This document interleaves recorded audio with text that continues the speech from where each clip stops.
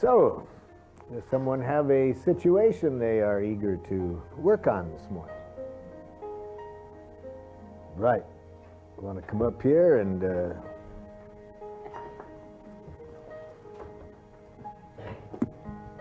who is this other person going to be in this dialogue?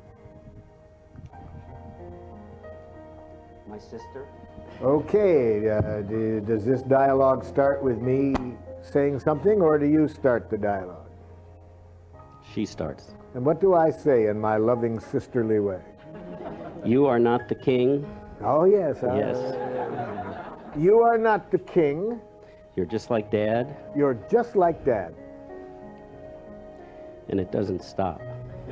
You know, it may be a shock to you, but there are other people in this world that have some intelligence too. And, you know, we were not put on this earth to do what you think is right.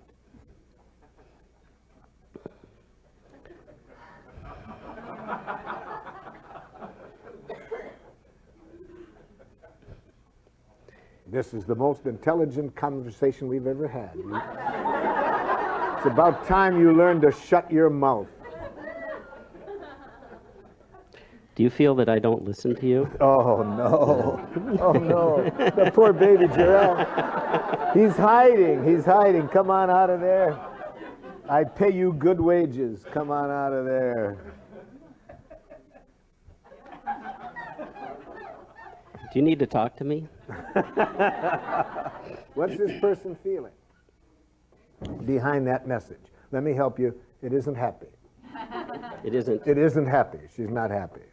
So I'll give you that much help. But what is she feeling when she talks this way? Anxiety. Are you feeling anxious? Okay, we don't have to be right, remember. We just have to be sincerely interested in connecting with what's in the person's heart.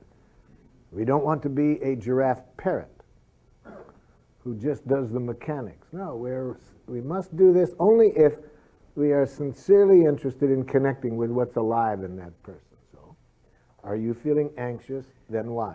Because Are you feeling anxious because I don't listen to you? Oh! Are you feeling anxious because you don't get a chance to say what you want? Are you feeling anxious because you are needed. You need to tell me something? I need to be respected. I need it to be recognized that you're not the only one who knows how to do things. You think you're the only one that knows how to do things. You're the only one that has any intelligence. You're just like Dad. It's disgusting. Do you need to tell me more? I need respect, that I have an opinion, that I have a life, that I have some intelligence. Do you need to feel more respect? Exactly. How would that look? First, it would look like not be in too much of a hurry to resolve. Don't jump to fixing until you're sure that this person has had all the empathy she needs at this moment.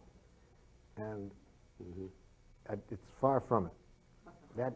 We'll get to the question you just asked about what she would like in terms of doing this in about 10 minutes. But she's going to need more of what you just started to get. So let's erase that and just leave it with what you said. So, do you feel you need more respect from me? yes, but you can't give respect because you're just like Dad. You have this egomaniac idea that you're the only one that knows anything, that you know everything better than everybody else. So, you know, there's no way that I'll ever get respect from you. I've long since given up the hope of getting respect from you or Dad. Do you feel you need me to listen to you more? You can't. You can't listen. Now we're going to see something I love about jackals, you see. If we don't give them empathy they need the first time, they'll give us another chance. See, she's going to repeat herself, word for word now, because he didn't connect. So that takes all the pressure off. We don't have to get it right, because they'll keep giving us another chance, another chance, another chance. So isn't that nice about jackals? It's her sister, too. That's her sister, too. So you're trusting that you'll hear it again if you don't hear it the first time. Okay, see, I wouldn't lie to you. So I say it again. So it's good that you tried, but it wasn't accurate. So, You know, you couldn't listen. You couldn't listen if you wanted to because you have this idea that only you know anything. Nobody else has any intelligence except you. Do you feel do you feel you have more to say? I feel that you can't listen even if you want to because you have this egomaniac idea that only you have any intelligence and nobody else.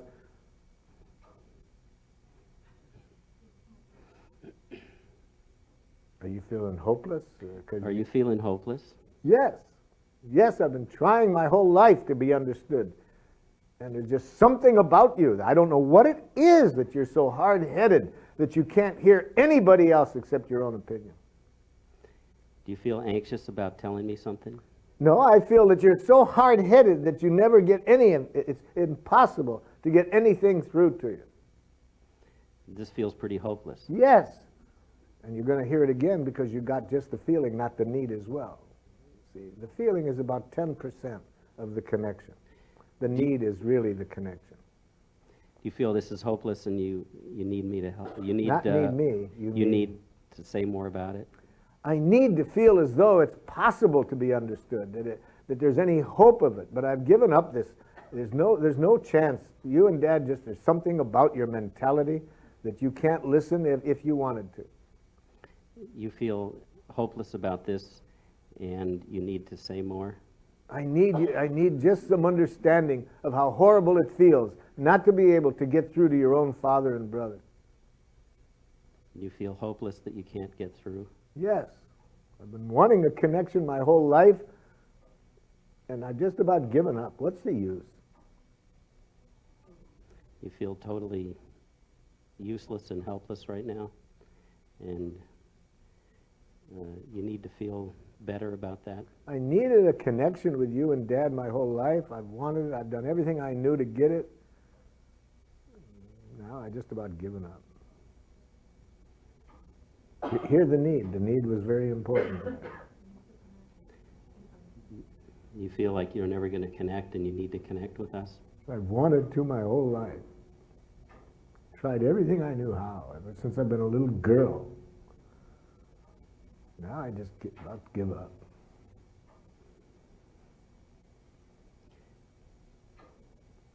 You feel ready to give up because you can't connect? Yeah.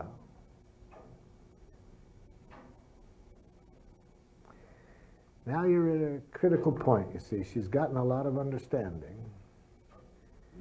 And maybe that's all she needs. Maybe she needs now to hear from you, maybe not. So this is a giraffe rough point to know whether just to be quiet and see if the person wants to go deeper, or to help them to get clear by saying, is there more you want to say, or is there something you want to hear from me? Try that. Is there more you want to say, or is there something you want to hear from me? So what's your feeling about what I've said?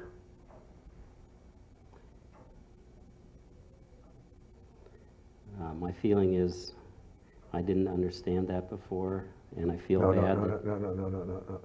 When somebody asks for your feelings, to give them a cognitive response is painful for them, physically painful. She asked for your feelings, and you said, I didn't understand. Notice the verb is a head verb. She's wanting to know what's in your heart right now. She's very vulnerable. Is she asking for an empathetic? She's asking for your feelings. She's asking for your feelings. And you were giving her, I didn't understand. That's what goes on in your head, I didn't understand. But it doesn't say what's in your heart. Somebody can say, I didn't understand, and be furious. Somebody can say, I didn't understand, and feel helpless. They can feel anything. So it's really not telling her what's alive in you to tell her you didn't understand. She needs to hear how you feel right now. I feel bad that I didn't understand That's this before. That's a good baby giraffe. I feel bad. That's how most of us start, with a two-word vocabulary for feelings. I feel good, I feel bad. But that could be about 500 different feelings. And so to really help a person understand what's in your heart, what kind of bad do you feel?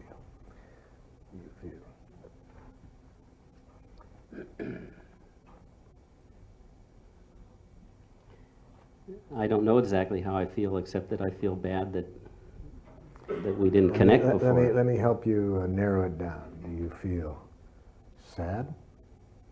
Do you feel guilty? Do you feel discouraged? Do you feel hopeless?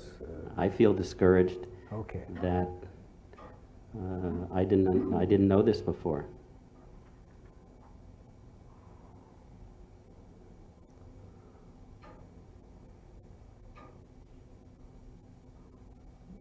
Now you see tears in her eyes,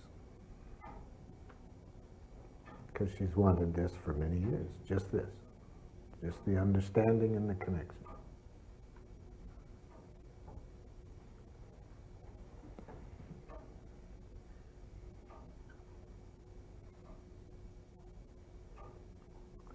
One of the things that gives me seriously great pleasure is how little it takes to make human beings happy.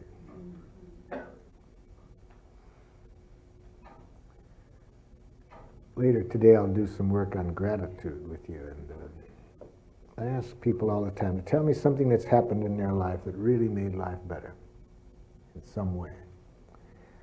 And it is incredible to me to have asked that question to so many people, because the kind of things that people say were some of the most precious gifts they ever got in their life were things like this. My brother told me he felt discouraged and didn't understand something.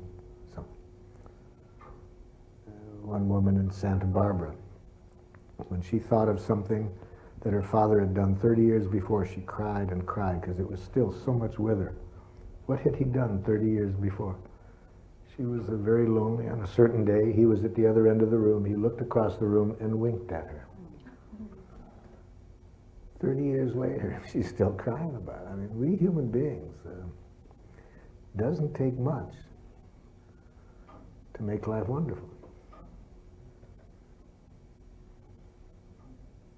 Anything else you want to say to sister while she's in this mood? Or have her here. I can put some giraffe ears on her if you want to say anything else. Don't worry about how you say it. She'll hear it.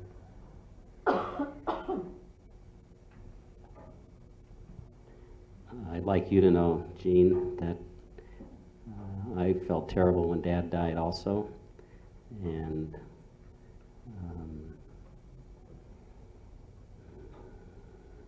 that it was a very confusing time for me too.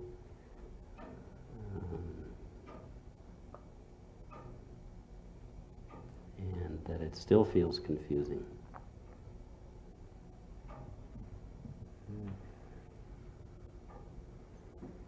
Yeah, so Dad's death left you with many feelings. In addition to the sadness, just a lot of confusion and things unresolved within yourself.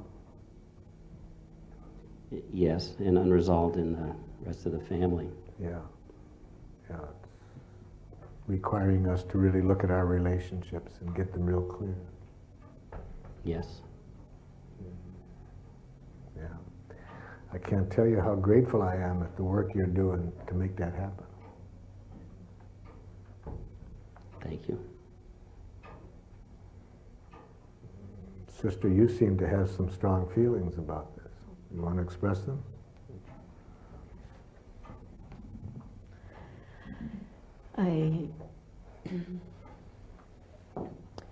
I feel really sad about how much separation we have had to live through. And I need to have a way of connecting with you. And my request is that we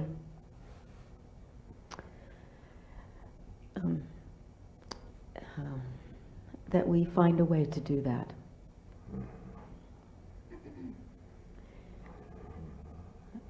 Boy, with these ears on, I feel so touched when I see how much you want to do that. It meets a strong need of mine to feel valued. Strong need. Can you tell me the kind of things I say that make it hardest for you to connect with me? When you interrupt while I'm speaking with you, I get flustered and I lose my center. I get angry. Yeah. When you're really hopeless and pushing away anything that I try to do to hear you're suffering, I feel, I also feel hopeless then. So when I say things like, leave me alone, Yeah, and don't talk to me. don't talk to me, Don't phone me. don't phone me. I don't want to have anything to do with I you. don't want to have anything to do with you. You make me feel bad. You make me feel lost. Yeah, You bring up too much pain for me. yeah, yeah. That's really when I need you to have the giraffe ears on the most, so let's practice.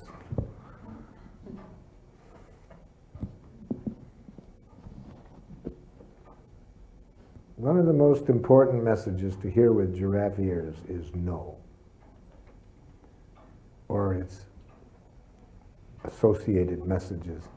I don't want to talk about it. Leave me alone. The person walking out of the room. See, if we have giraffe ears, the other person cannot not communicate. Even the walking out of the room is a loud message to hear with giraffe ears. Even the hanging up of the phone. We don't hear that as a cutoff. We hear that as just a continuation of the dialogue. What is that person feeling and needing at the moment they walk out of the room? What is that person feeling and needing when they say, I don't want to talk about it? Are you feeling angry and need to have some quiet space to yourself? No, why talk about it? You never listen. You never listen. You don't care about what I feel. Why talk about it? Are you angry? Do you need to be heard? Yes. And I've tried and I've tried and I've tried, but I never get understood, so why talk about it? Are you frustrated because no one's Because heard you you? need- Because you you need to need- be heard? And you haven't gotten that need met. And you, See, we don't want to connect the other person's feelings with what others do. That creates pain for them to keep thinking that their pain comes from other people. So we're not going to teach them, and like in workshop file, you're responsible for your own feelings. We do it gently by helping them connect their feelings with their needs. So try it again. Nobody listens around here. I've given up on brother and I gave up on father, but I at least hope my sister would listen. But no. are you feeling hopeless and do you need to be listened to?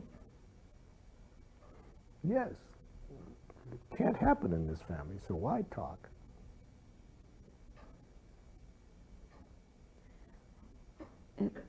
Are you in a lot of pain because you haven't been Because understood? Because you need to need be No, and understood? it's beyond that. You need to Okay. protect yourself from the pain of trying to get your need for understanding met and not have it met. So now you'd rather follow the philosophy, you can't fall out of bed if you sleep on the floor. I wouldn't put that in there.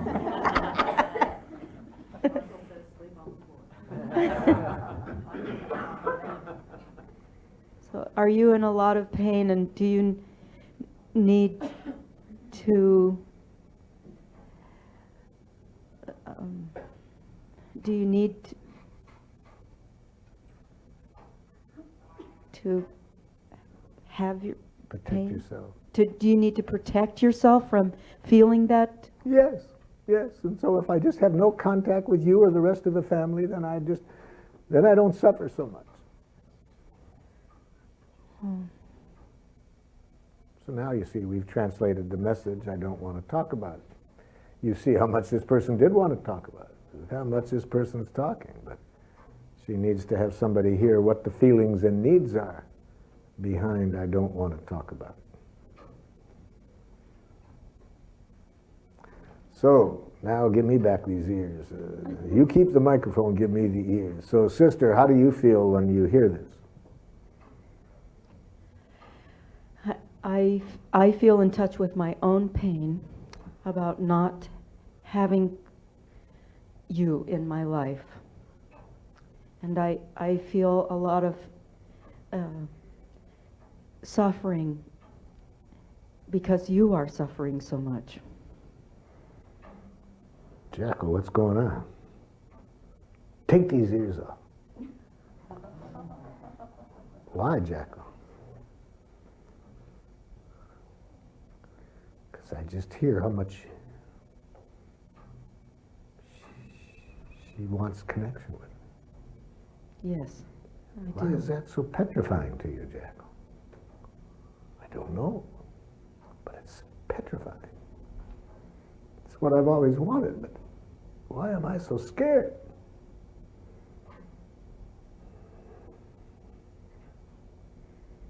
It's pretty scary for jackals to have these ears on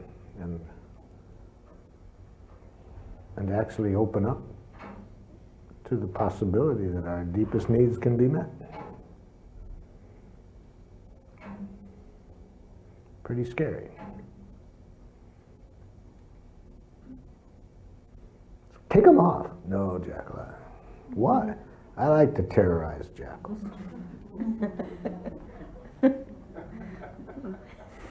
I do. I remember terrorizing my father. Dad, there's a lot of gratitude I'd like to appreciate, to express to you. Oh, look, good. You're a good son. Never mind. We were walking, along the road. I said, Dad, please, this is important for me to hear, for you to hear.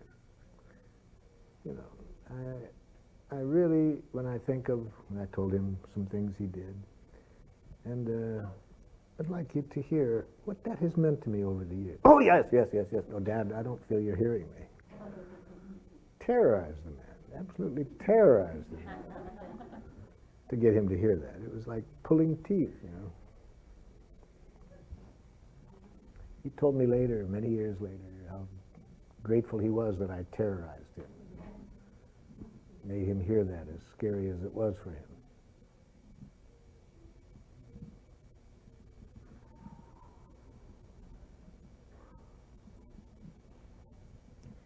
The thing here in the last couple of days that has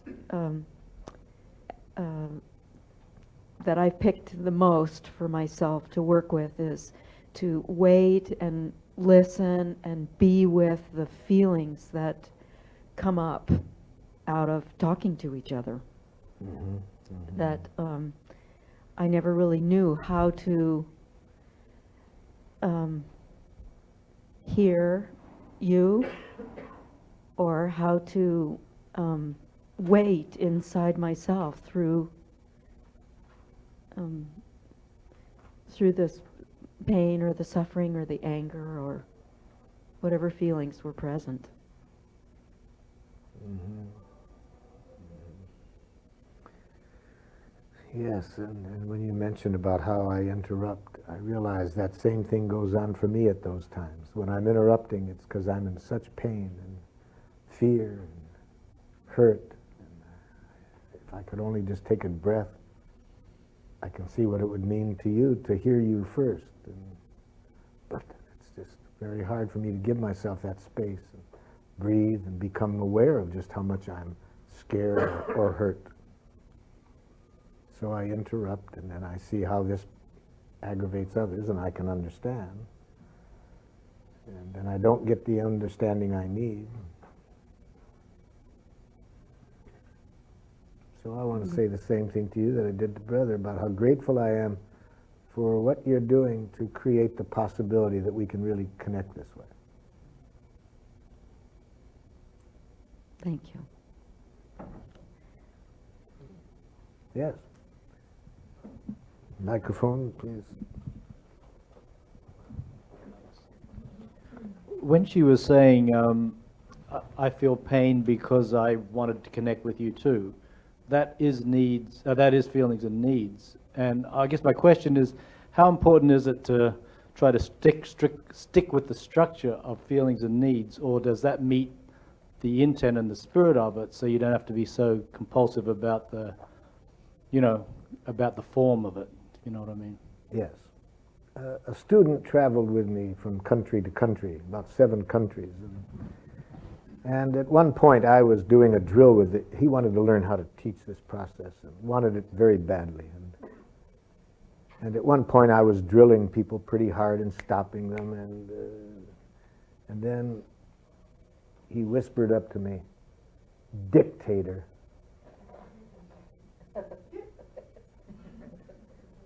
It was a deep appreciation on his part. I received it as such. I knew at that moment what he was referring to. I knew what his feelings were. I knew what his needs were. The words, he couldn't have expressed it in a better way to me at that moment. You see, so what I'm wanting us all to do is be conscious of feelings and needs. To be clear that it's at this level we need to connect. And then when we have that consciousness, then whichever words, or not lack of words, connect us at that level. Yeah, see, that makes sense to me, because in the same way that you were saying, even if you're not saying it, the feeling comes through. Oh, you know, the empathy comes through. In other words, to have stopped her to say, "You're feeling sad because you need connection," would have been would have broken the spirit. Yes, and the reason I'm having us do it, and I'm glad you bring this to our attention, because see, I'm having us say it out loud so I can be sure that your attention is on the other person's feelings and needs and not hearing criticism, not hearing thoughts about what you did wrong. So I don't know how to know that unless I get people to say it out loud.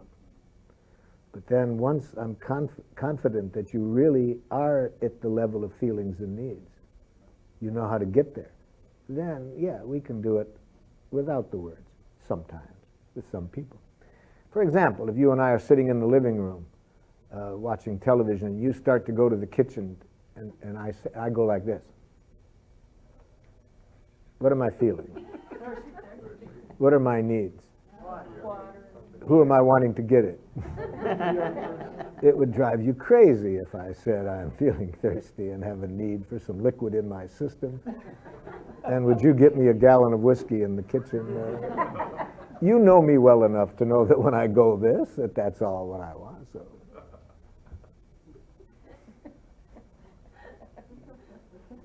The comment you made about the giraffe being able to be sadistic and terrorizing. So I know you were joking on some level, but on another level, because you said the words, I'm wondering exactly what you meant, because I felt frightened. What I meant by that is we're going to get to when we look later today about how to receive gratitude and why it's so scary, you see, and why it's so scary. I love how they say it in the Course in Miracles. It's our light, not our darkness, that scares us the most. We have been educated for so many centuries in this theology that gets across to everybody that our nature is really selfish and lazy and so forth. That to really open up and see the power that we have to enrich life and to see how glorious that is, it's like going into a lighted room that we're not used to. And so many people are so frightened of that that they say things like this whenever you start to try to express a gratitude to it. Oh, it's nothing. Just the tone, you can hear it. It's a painful thing for them. It's interesting. And the jackals must have all gone to the same school, because they do the same thing in every country. French-speaking jackal, de rien. Spanish, de nada. My favorite are the Swedes. Hush. You see? So I mean, yeah, it's scary for people to take it in, but to say, well, I didn't want to say it to them because I see how embarrassed they get. Here's a time when I'm willing to risk that. I'm willing to pull this person by the ears, even though it might be scary, to face the light.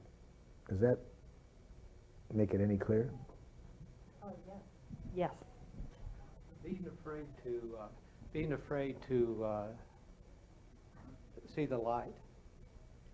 Would this be because of fear of trusting the light, because I sabotage myself so much with my negative thoughts and judgments that I can pull myself right out of it?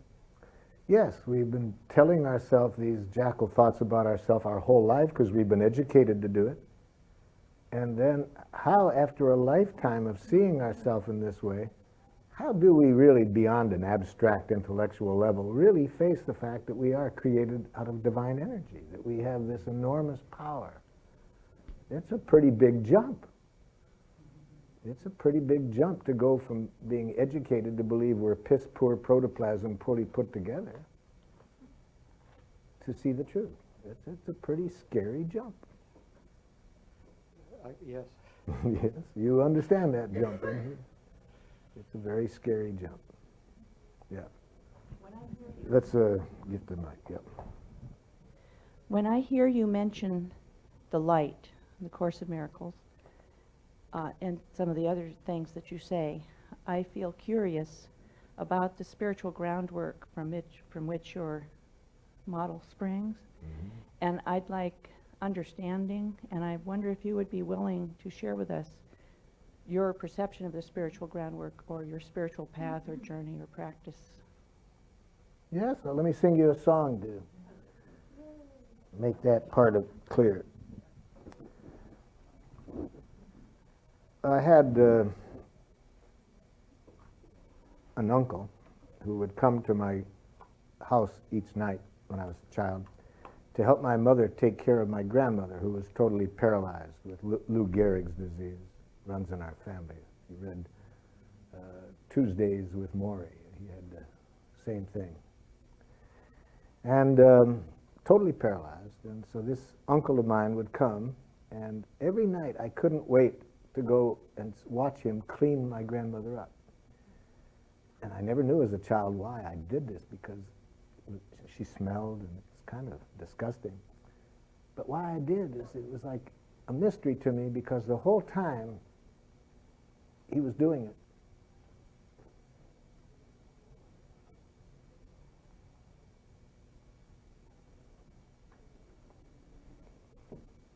he had the most wonderful smile on his face, as though he was getting the greatest gift a man could get. As a kid, I couldn't understand it, but it had such a power with me.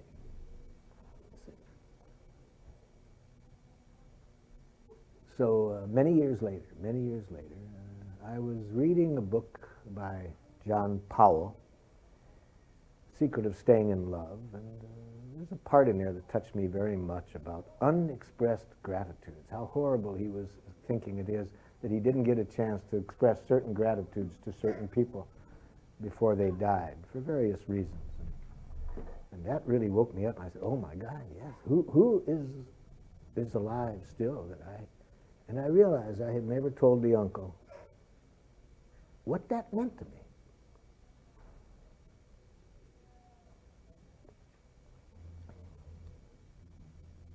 And I knew he was near death at the time, so I got to him, and I put into words, as best words could do, what that smile meant to me.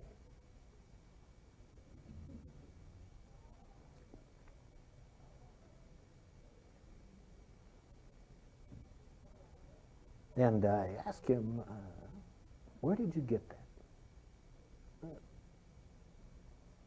Where did you get whatever it took for you to get joy that way in life? And he liked the question. He really did. He took it as and he thought seriously about it, and he said, I had great teachers. And I said, like whom? He said, well, you saw me taking care of your grandmother when she was paralyzed, but you probably don't remember when you were a little boy, but what she was like before. And he said, for example, have you heard what kind of woman she was? Has your mother told you, for example, about the tailor and his wife? And I said, oh yes, you mean during the Depression she saw the tailor crying on a street corner, and she found out that he lost his shop and he didn't know where he was going to live and how he was going to tell his wife and 2 kids. Yes, yeah, my mother told me that, and how she invited them into the house and how they lived in the house for 3 years. Yes, yes, yes. I heard that. That stayed with me, Uncle, because when we live in the house now, I keep wondering, where did they all sleep? She had 9 children. She had no money. I often wondered, we have trouble now, we're crowded. Where did the 9 kids plus the tailor, his wife, and 2 kids, where did they sleep? I never could figure it out as a kid. I wondered that. And then he said, well, did your mother tell you the story about so-and-so? I said, yes. And the story about so-and-so? I said, yes. And then he said, well, surely she told you about Jesus. I said, who? He said, didn't she tell you about Jesus? No, no.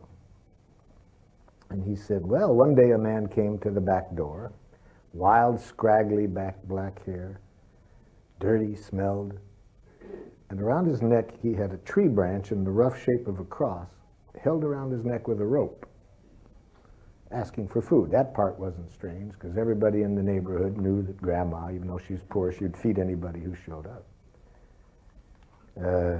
So while he's eating at the kitchen, she asked him, what's your name? And he said, Jesus. She said, do you have a last name? I'm Jesus the Lord. Now, my grandmother's English wasn't good, and so when an uncle came in later, she introduced him as Mr. the Lord.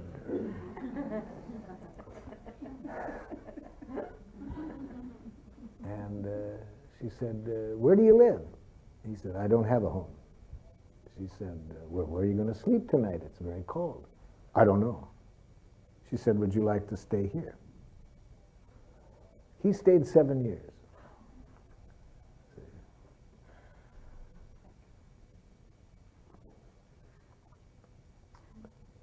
So one other thing you need to know about the spirituality in addition to that part will get you a peek into the spirituality I learned.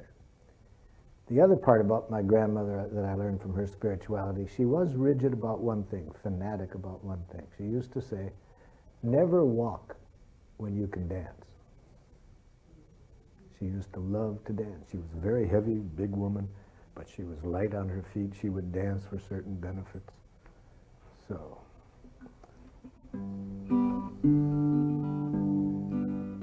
it was in her Jewish way. She taught me what Jesus had to say. In that precious way, she taught me what Jesus had to say. One day a man named Jesus came around to Grandma's door. He asked for a little food. She gave him more. He said he was Jesus the Lord. She didn't check him out with Rome. He stayed for several years, as many did, without a home. It was in a Jewish way. She taught me what Jesus had to say. In that precious way, she taught me what Jesus had to say. And that's feed the hungry, heal the sick, then take a rest. Never walk when you can dance, make your home a cozy nest. Yes, feed the hungry, heal the sick, then take a rest. Never walk when you can dance, make your home a cozy nest. It was in a Jewish way. She taught me what Jesus had to say. In her precious way, she taught me what Jesus had to say. Does that give you a peek of what spirituality I've learned? And you know, I've done that song all over the world now, and one of the things I love doing it is there's somebody like that in everybody's family. And I hear about it, so I know they're all over.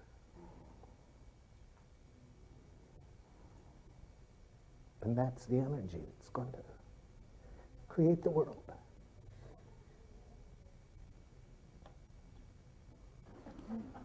Yes.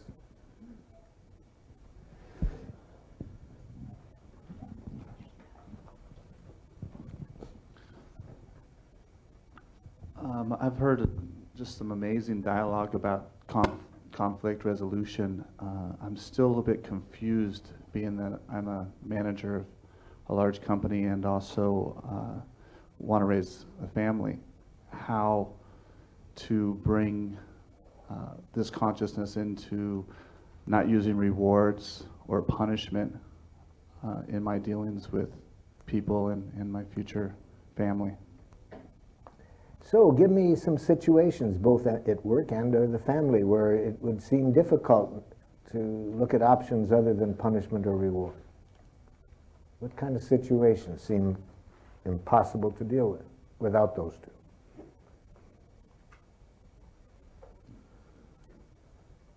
An employee that continues to show up late for work and is not doing the job that they're paid to do. Come on up here and we'll see how to deal with this rascal.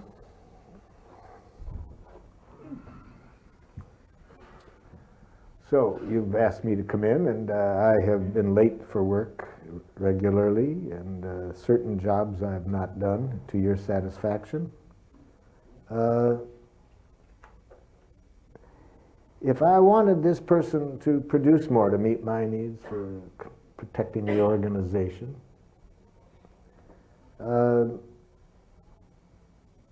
the most powerful way I could begin would be to show that I'm interested in the needs that keep him from doing what I would like. So whatever it is, in fact, the more threatening the other person's behavior, as I mentioned yesterday, the more important it is to be able to begin the dialogue with empathizing with the needs that keep the person from behaving as we would like.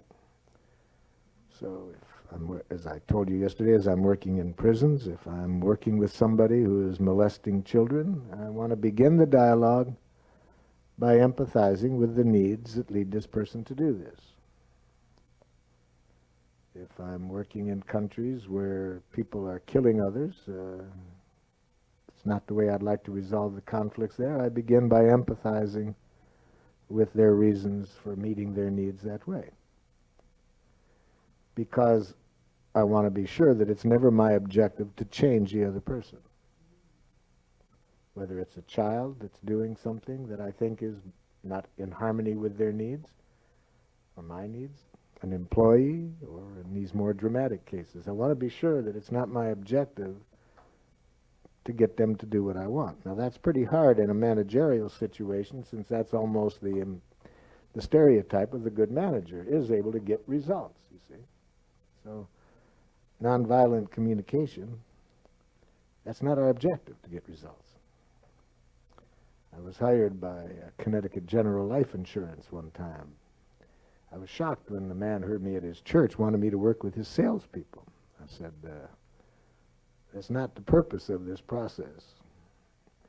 He said, I know, but I think if you show our salespeople this, I think it's what we want in our organization.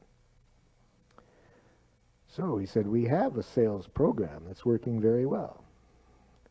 It's greatly increased first-time sales. We call our program sweat questions. They're questions designed to make people feel guilty if they don't buy the insurance.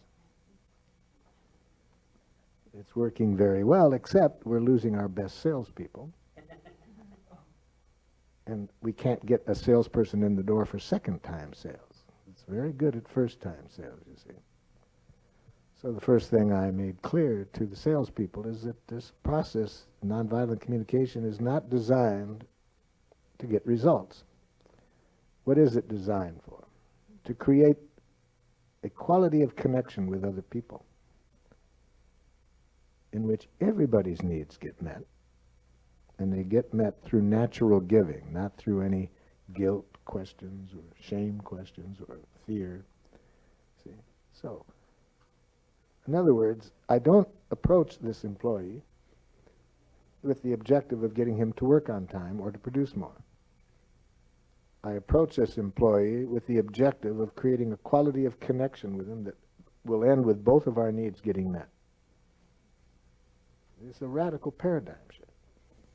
Now, the irony of it is, sales went up 50% in each district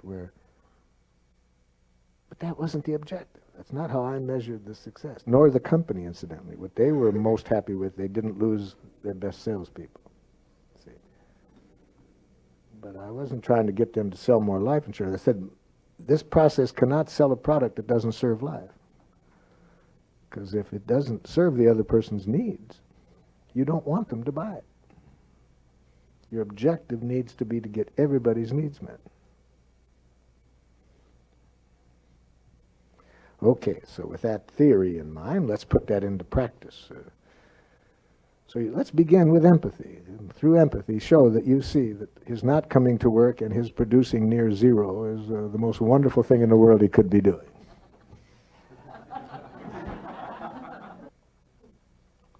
So I'm myself. You're yourself.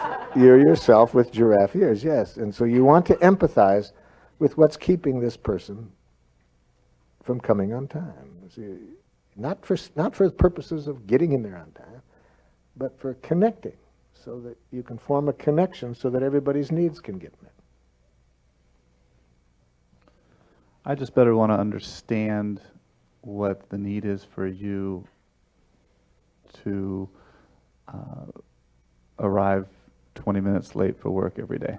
Okay, that's pretty close, but you began with a request. Never make a request, especially when you're in a position of authority, without nakedly revealing what's in your heart at this moment first. Never ask a question or make a request when you're in a position of authority without revealing your heart first. So how are you feeling right now, and what are your needs behind that question? I'm a little frustrated because my need for the group to work together on a agreed upon time, and I'm wanting to know what your need is for showing up 20 minutes late for work. Yeah, there's really, I could give you an excuse. I could tell you, that there's other things, but the fact is, I just have a bad habit. I'm just terrible about time, and I've always been this way, and I know I shouldn't, and I tell myself I should be on time, and I do everything I can to get there, and the next thing I know, I'm late, and it happens all the time. And so it sounds to me like your need is you're afraid to have to be somewhere at a particular time. It's it's kind of afraid, because I know that I should be there on time, and I'll set the clock early. I'll remind myself, and I know I should be on time, but and I don't know what happens, but I guess I just have a bad habit. I'm just bad about time. So it sounds like you really want to be there on time. Yes, I see that, we want to have a team that's ready for work. I can see that it aggravates everybody when, there's telephone calls waiting for me that I didn't get to, that I told people I'd be there. I see, and I tell myself this the whole morning. I'll be sure you have to get there on time today. So it feels like you're frustrated because you're not being able to arrive on time. Exactly, and this is a long-standing thing. I mean, this goes back to the time in school. I had the same problem. I mean, my father, mother, it's not their fault, because they were people very prompt, always prompt, and they told me that if I'm to be, a success in life, I have to be prompt, and I agree with them. I can see that, you don't get respect if you're not prompt. I know I should be on time. So you're frustrated Yeah. by the fact that you're not able to be there on time? Yes, very frustrating. It's aggravating to me. It's a terrible habit not to be on time. It violates other people. It's not respectful to others. It's a terrible habit. So you're frustrated that the fact that not only do you feel you're not on time for yourself, but also for other people? Exactly, yes. So obviously this must be a pretty strong need that this person is meeting. If it's not meeting other needs of theirs, the need that it's meeting must be very strong. See, because people never do anything that isn't in the service of a need. So obviously, even though this person has the same needs that you do for productivity, respect for other people's time, there's an even stronger need that's keeping this person from doing it. So that's empathy for that need is what you need to have. The need that is keeping this person from being on time. This person would be on time if they weren't meeting another need not to be on time.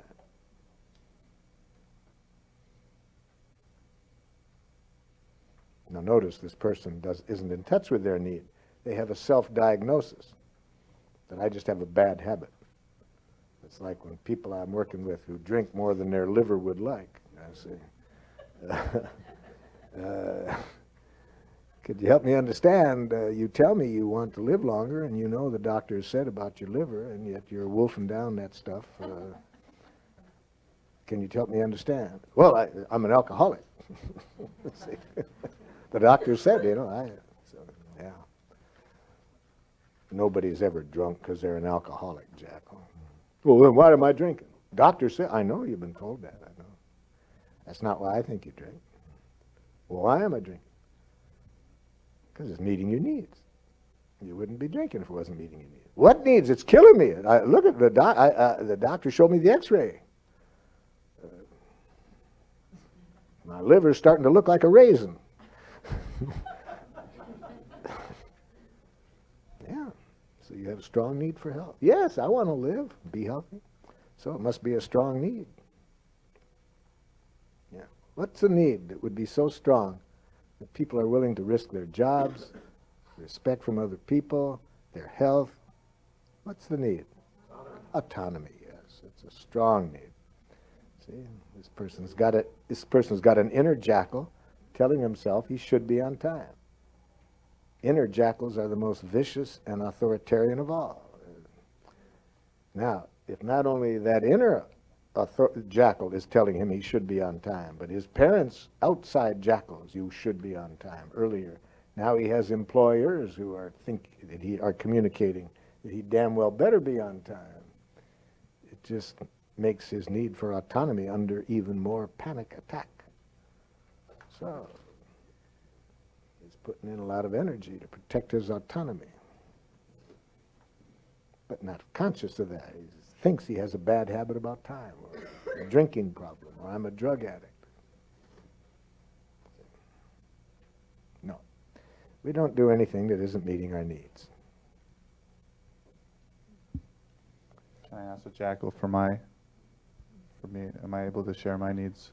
No, but you have to make sure you've heard his need. Now, I was helping you because you were hearing his feelings wonderfully about how frustrated he is and so on.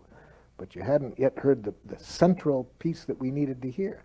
The need that was keeping him from meeting your need. See, that's the need you need to hear. So how would you put it?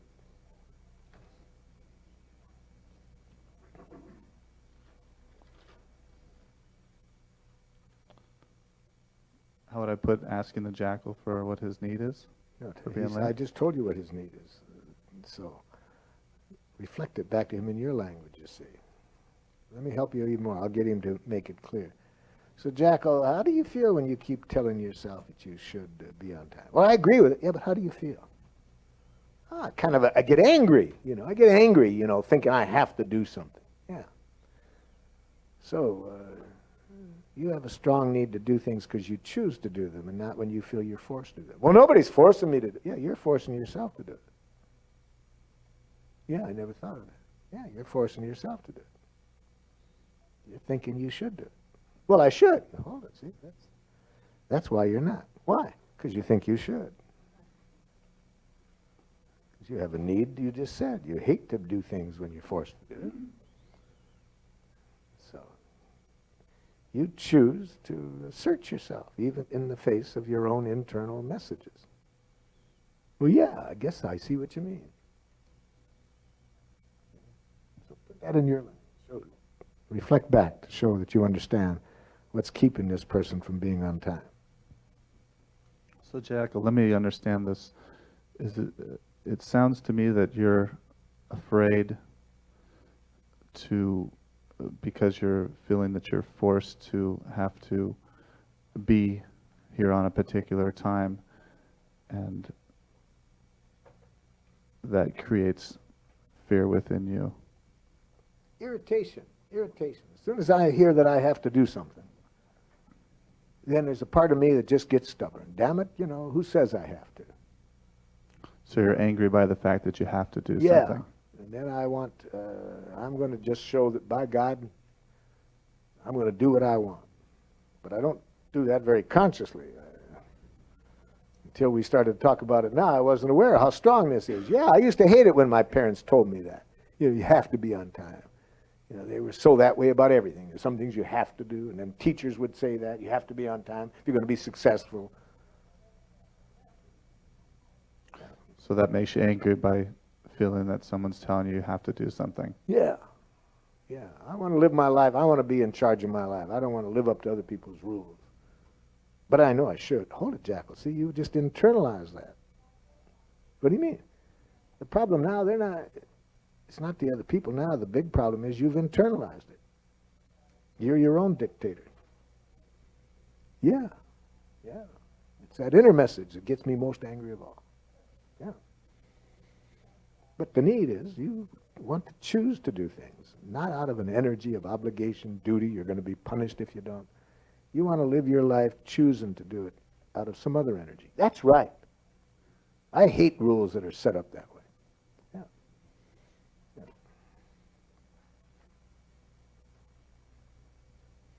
Okay. Now tell the jackal how you feel now that you've heard what's going on for the jackal.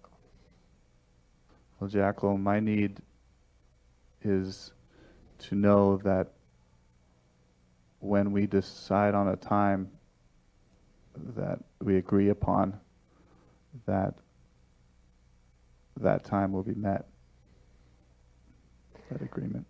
So Jackal, I would suggest you ask the jackal to tell you back what he heard. Jackal, what did you just hear me say? Oh, I agree with you. I agree with you. I mean, it's a bad habit. I should be on time. So see, we're just going to repeat the parental situation, the teacher situation, even though you came from the heart. He's had many years of hearing that you should be on time. So let's ask, it's a radical paradigm shift now, to get this jackal to do things on the basis of the joy of meeting human needs, rather than the fear of not living up to other people's standards. That's a major shift. So I'm glad I asked you to ask this jackal. So, Jackal, did you hear his needs? Yeah, he has a need for me to be on time. No. What needs of his would be met? Well, he thinks that a person should.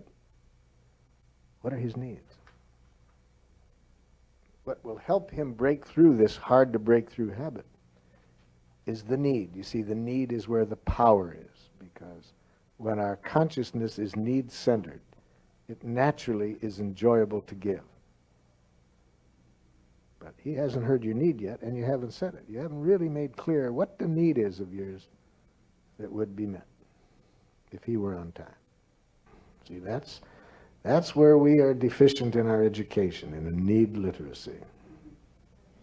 The part that has the power to break out of the old games of bondage is the need. That then gives us another possibility to do things on the basis of enriching life.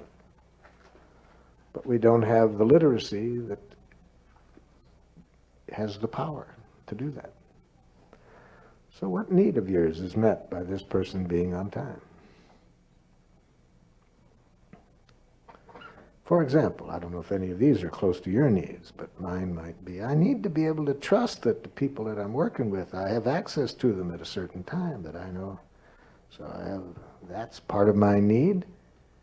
And I also have a need for predictability, to really know where people are and who's around. And so could you tell me back what you hear that need being, Jet? Well, you need trust that the people you're working with and depending on, that they're going to be at a place where you can use their services. Thank you for hearing that, Jack. Yeah. See, we got to get their attention to the heart. So, what are his needs, Jack? I'll say it again. Is that your need, though? I don't know that that's your need. That your need could be different. Yeah. Oh. So say it, Jackal. Well, we got a lot of work to do around the place, and helps to know that your teammates are going to be there, that you can trust that they're going to be there. You have a need for predictability. Is that? Yeah. And I would guess there's also a need in there for productivity, to have the organization function well for everybody's benefit, so that everybody's material needs are met and so forth. Yeah, I can see that, yes. If people aren't working, productivity is not going to go up. Okay. So, but now he's a giraffe boss. I can see that in his eyes, Jackal. And here's going to be the dilemma. He only wants you to be on time if you can do so with the joy of a little child feeding a hungry duck. Huh? He doesn't want you to be on time out of an image of your parents being angry at you if you're not, your teachers being angry at you if you're not, you telling yourself that you should to be a decent person. It's not what he wants. He'll pay for it if you, in fact, if you come on time out of that energy, he'll pay for it. You know that. Yeah, I'll make him pay for it the way I made my parents pay for it when I did what they told me I had to do. Yeah. So, how can you do it with the joy of a little child feeding a hungry duck? Well, that's going to be the hard part. I could probably force myself to be on time, but yeah. So how do you keep in your consciousness that you're choosing to do it to meet your own need for contributing to his well-being as a person who wants to trust that he can have the people he's working with at a certain place on time, or has a need for certain predictability and productivity. Yeah. How can you do it out of that joy of meeting his need and not have that other stuff get in there? Boy, that's going to be hard, Marshall. That's going to be hard. Yeah. I've been listening to these inner and outer jackals for 35 years now. It's just not easy to shift that. So you may need to have periodic conversations with him to check up on how you're doing with that. Yeah. So, how does this sound? Sounds good. I'll give it a try. Yeah, now the other part. Now that's getting, now I got him there on time for you now, with the good energy. Now, what about the productivity? Let's learn how to give a performance evaluation in giraffe. So we don't want to use any performance evaluation like you're doing a subpar job. You have poor relations with clients. No criticism. Observation. So what's the observation about his performance that you want to talk about? In a positive way? No, well, it is positive if it's a clear observation. He can learn from that. See, I was working with some actually school administrators over in San Jose, and started a 3-day workshop with, they wanted to know how to evaluate teacher performance, you see, because they were having lots of problems. Teachers were getting angry at the performance evaluations. The union get brought in to argue with the evaluations. So they wanted me to show them how to make nonviolent communication evaluations. And we started off the first day with how to make clear observations. And after I showed them the danger of mixing in vague language like, you know, poor performance with clients or parents, or in other words, these vague moralistic judgments, I showed them how to make clear observations. And one man, after about an hour into the workshop, he jumps up and runs out of the thing. Really, just literally runs. And everybody kind of looked for a minute, what's in him, you know? The next morning he comes in before the rest of the group and apologized to me for his abrupt departure. But he said, Marshall, the first hour when you talked about how important to make clear observations in the evaluations without bringing in any criticism, I realized why I dread making these evaluations. Because when I make these statements that confuse observation and evaluation, the teachers get defensive, and I know it's going to be this way. I have trouble sleeping before these the teacher evaluations. So yesterday on the way to your workshop, I had handed in to my secretary my teacher evaluations to be typed, and you showed me in that first hour what I was doing that was creating the problem. So I ran back to the school to save my secretary having to type these things up.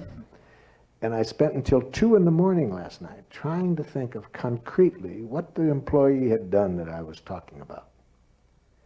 A month later, when I went back to San Jose for follow-up, this man was so thrilled. Not only did the teachers not get defensive, they were hungry for these evaluations. We can learn when somebody can concretely show us something that is not in harmony with needs of the organization without criticizing, you see, without having to get this learning through images that make us feel bad about ourselves.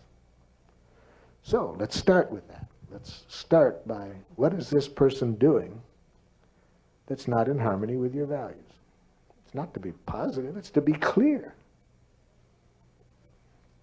You don't have to like it, but you need to be able to spell it out without mixing it in to a lot of gobbledygook. So what is this person doing that's not up to par? Person's been late. Well, we dealt with the late issue, okay. Person's fighting with other employees. Hold it. What do you mean fighting with other employees? See, I just start to express myself. You can't express yourself around this damn place without somebody judging you as fighting. What do you want me to do, to be a wimp? So let's get rid of fighting. What does the person do? He's beaten up 6 people in 4 days. Is that it? No, he hasn't beaten anybody up. Oh, well. Continues to talk bad about people. Oh, wait a minute. Talk bad about people. What I said about that asshole was mild. So you want me to wimp out and say I love everybody around here even when they're a bunch of assholes? No, talks bad is a diagnosis. See, we want to start with a clear observation. See? So let's start again. What does this person do?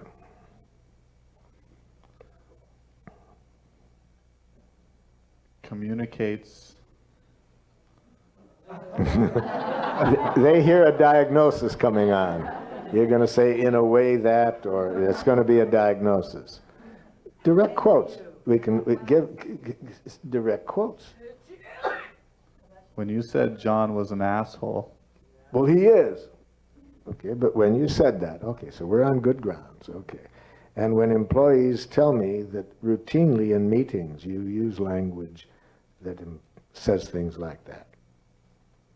Like the other day, Jack said, you said in the meeting that he was the most incompetent person you'd ever met. Well, he is. Well, I just want you to know, that when you say these things, okay, now we got his attention. You can't argue with the fact he said those things. Oh, sometimes you can. He can't remember. But anyway, we're on pretty sound grounds. You've started with clear observation. So when you say the things that you've been saying, and I've given you several examples, now how do you feel about these reports that he's doing that? I feel angry and disappointed. Yes. And what need of yours isn't met by this person's behavior? My need for harmony. Mm-hmm. And now what would you like from him in relationship to that?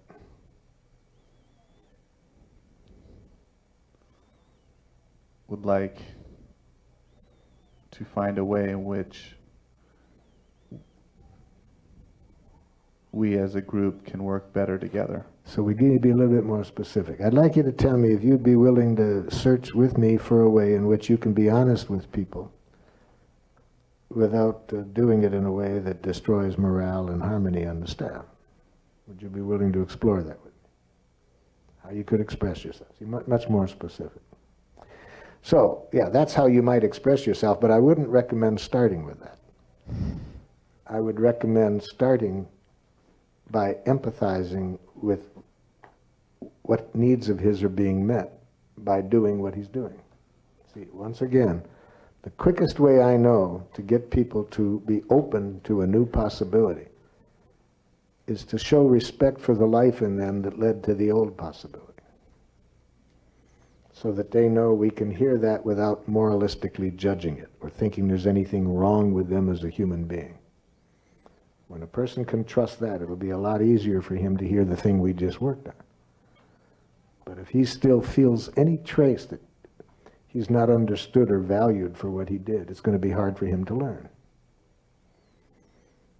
So, he's been calling these people names.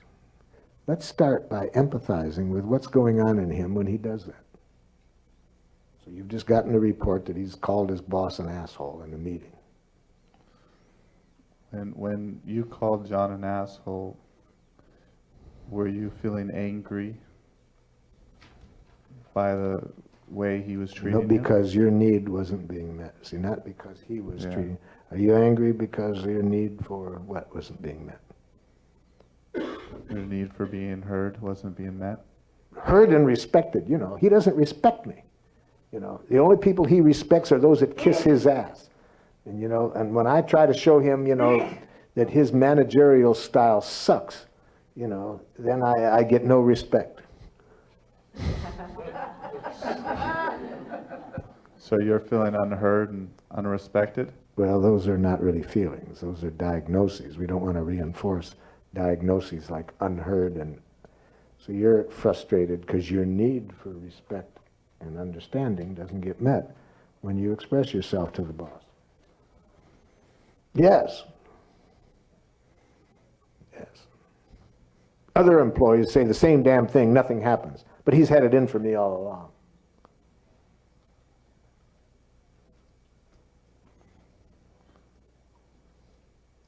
So your need for feeling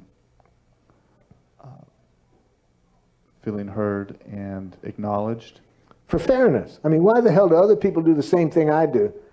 And, you know, you never hear a damn thing about it. But by God, as soon as I say something like that, then he's all over my case. Then I get sent into you, and I got this damn thing to deal with. Hell, there's other employees in that department do the same thing, but because I won't kiss ass, I'm the one that always gets everything. I'm sure none of you would ever have an employee like this. But just in case you should ever be plagued, then be prepared for it.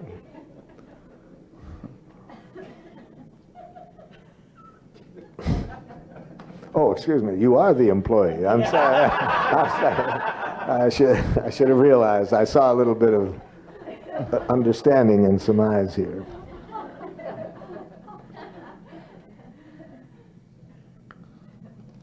So then your need for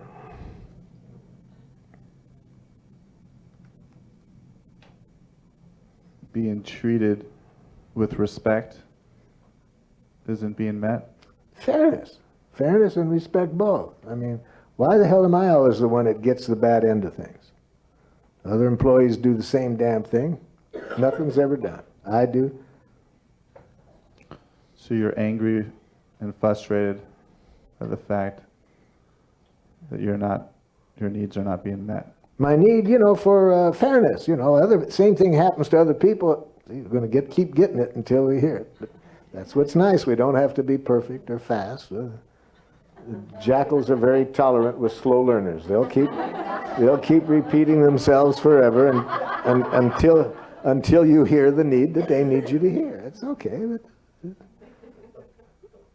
So what's the need that this jackal is trying to get across to you? To be treated like your need for being treated fairly? Yes, yes. I have a need for fairness, justice. Yes.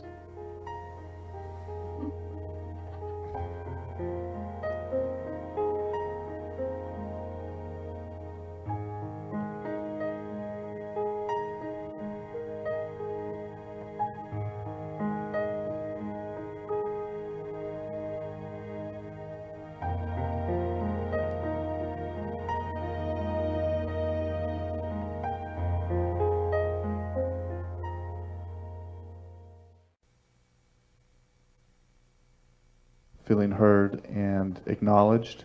For fairness. I mean, why the hell do other people do the same thing I do? And you know, you never hear a damn thing about it. But by God, as soon as I say something like that, then he's all over my case. Then I get sent into you, and I got this damn thing to deal with. Hell, there's other employees in that department do the same thing, but because I won't kiss ass, I'm the one that always gets everything. I'm sure none of you would ever have an employee like this. But just in case you should ever be plagued, then be prepared for it.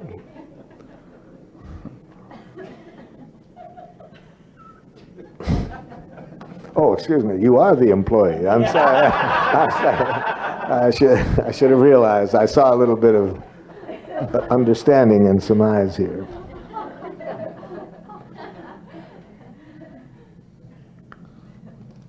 So then your need for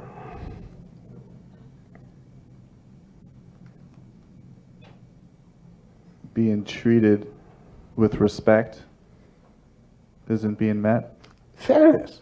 Fairness and respect both. I mean, why the hell am I always the one that gets the bad end of things? Other employees do the same damn thing. Nothing's ever done. I do.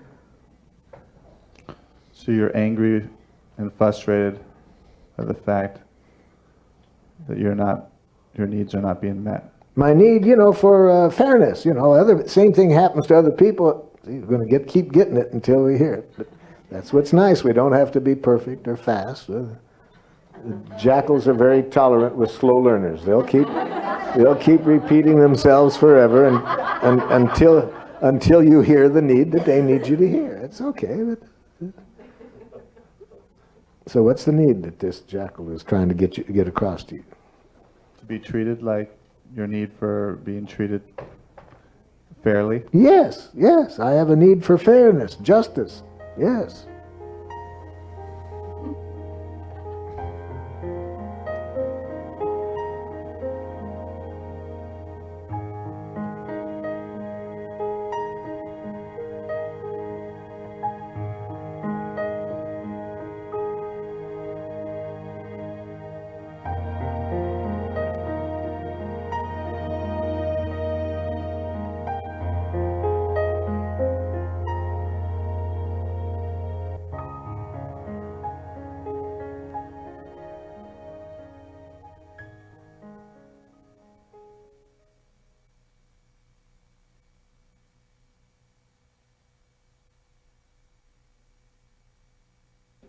How do we get children to stop lying? And I have an easy answer, but the parents never like it. I say stop blaming and punishing. You have no lying then. You only need, but lying is adaptive in a punitive structure. You're a fool to tell the truth in a punitive structure.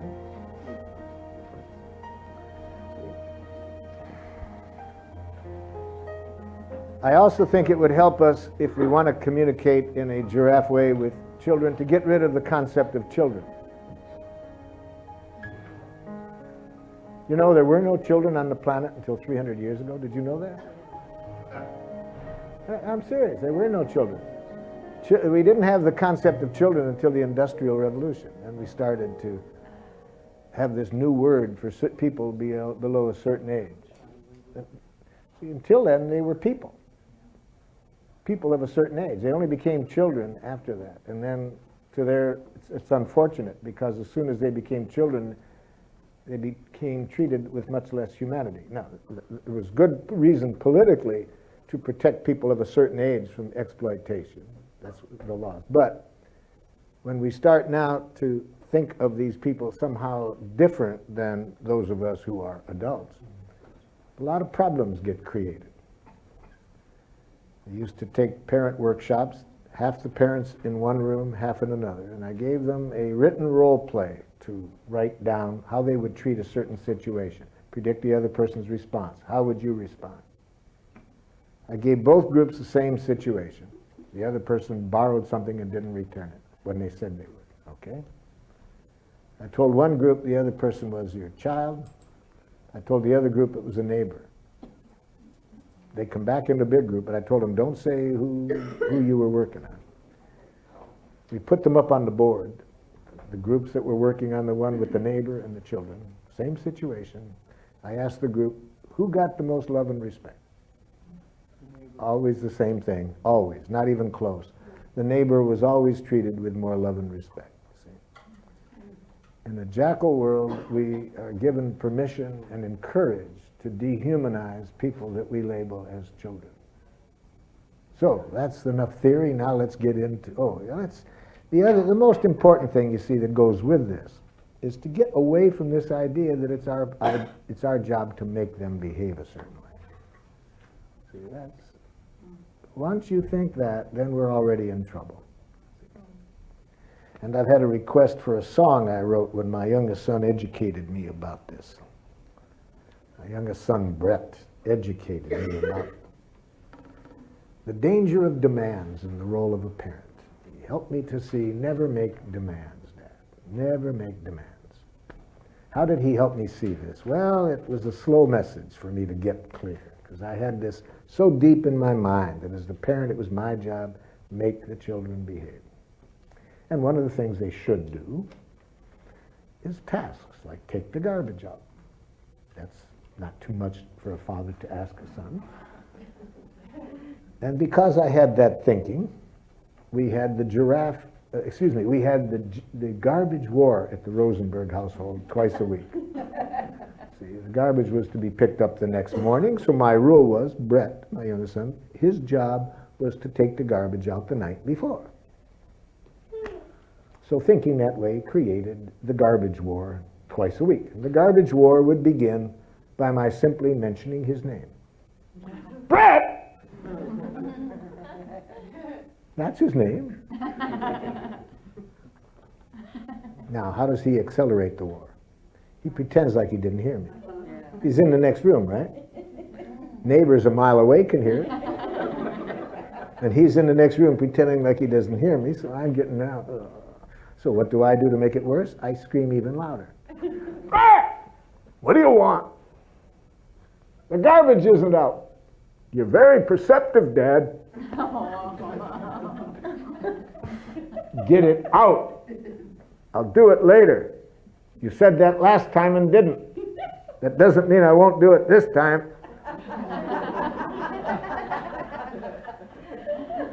Can you imagine putting so much energy into getting the garbage out?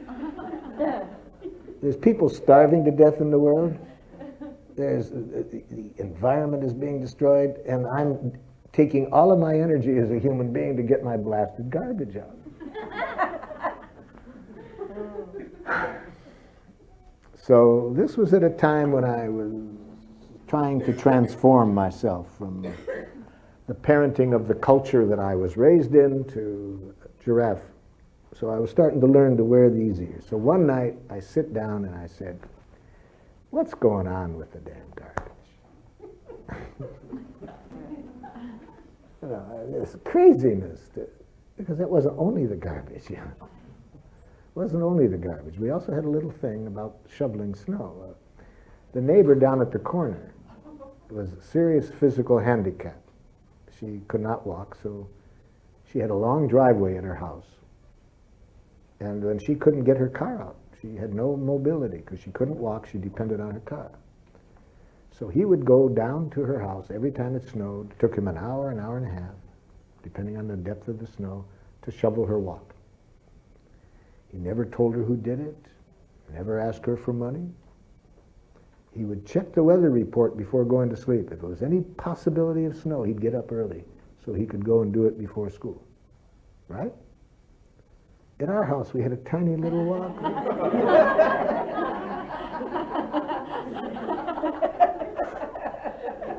Do you think I could get that walk shoveled? You see? So it was a mystery to me. Why? What the hell? I mean, the kid goes down to the corner. What the hell? Then finally I put the giraffe ears and we had a conversation one night and he made it clear to me. What was the need behind the no? See, so when we get into the role play with children, what is the need behind the no?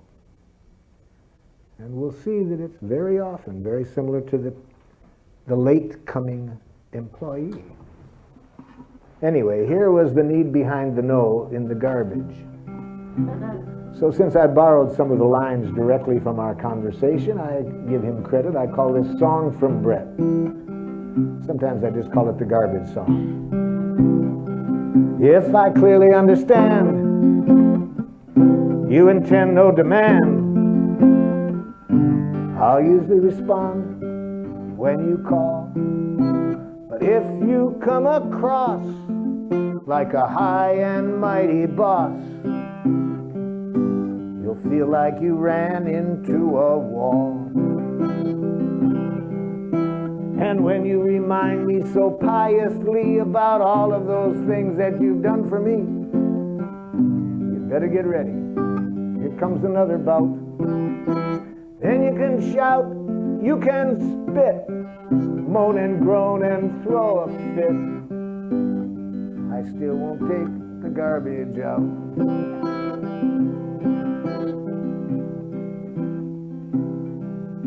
Now even if you should change your style, it's gonna take me a little while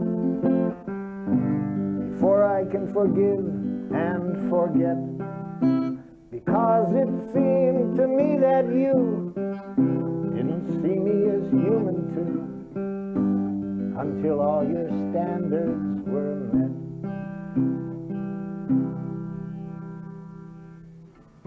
Okay? The need behind the no.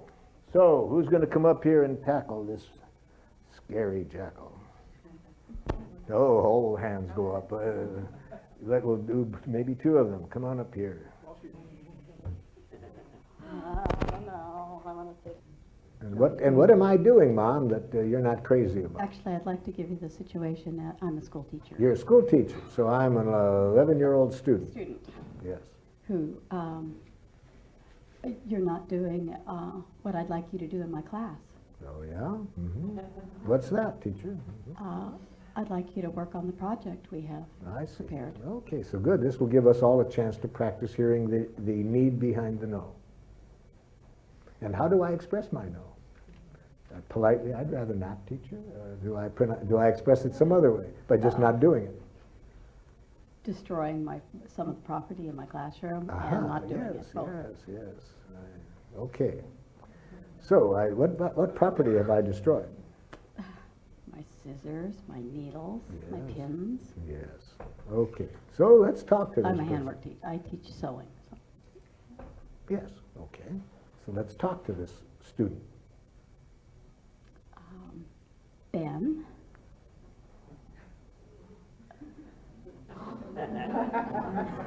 It's a very good start. That is his name. Okay. We're getting there.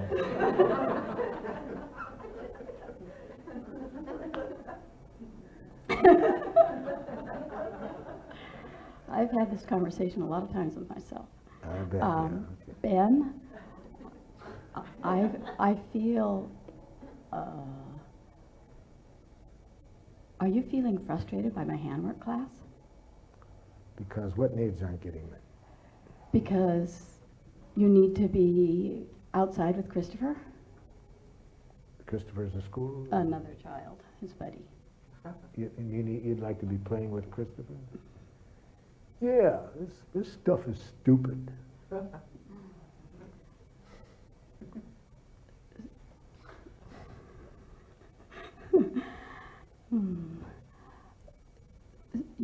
Do I hear you saying that handwork is not something you feel you need to do? I'm never going to use this crap.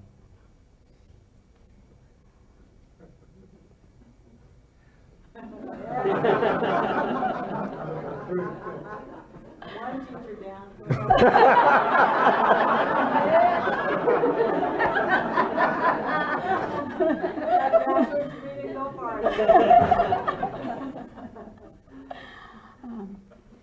You feel that what I'm teaching you is... Don't hear what he thinks.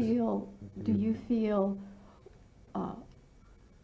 learning to sew is... It's going to be another thought. Hear his feeling in me. Here's my card. Use the card. I have it in my hand.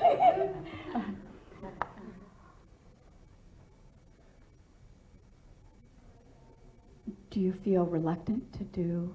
Yeah, why do I do this stuff? I'm never going to use it. So you're feeling, are you feeling handwork is useless? That's what he thinks. But That's what he never reinforce what a jackal-speaking person thinks. You're Don't even feel- hear it.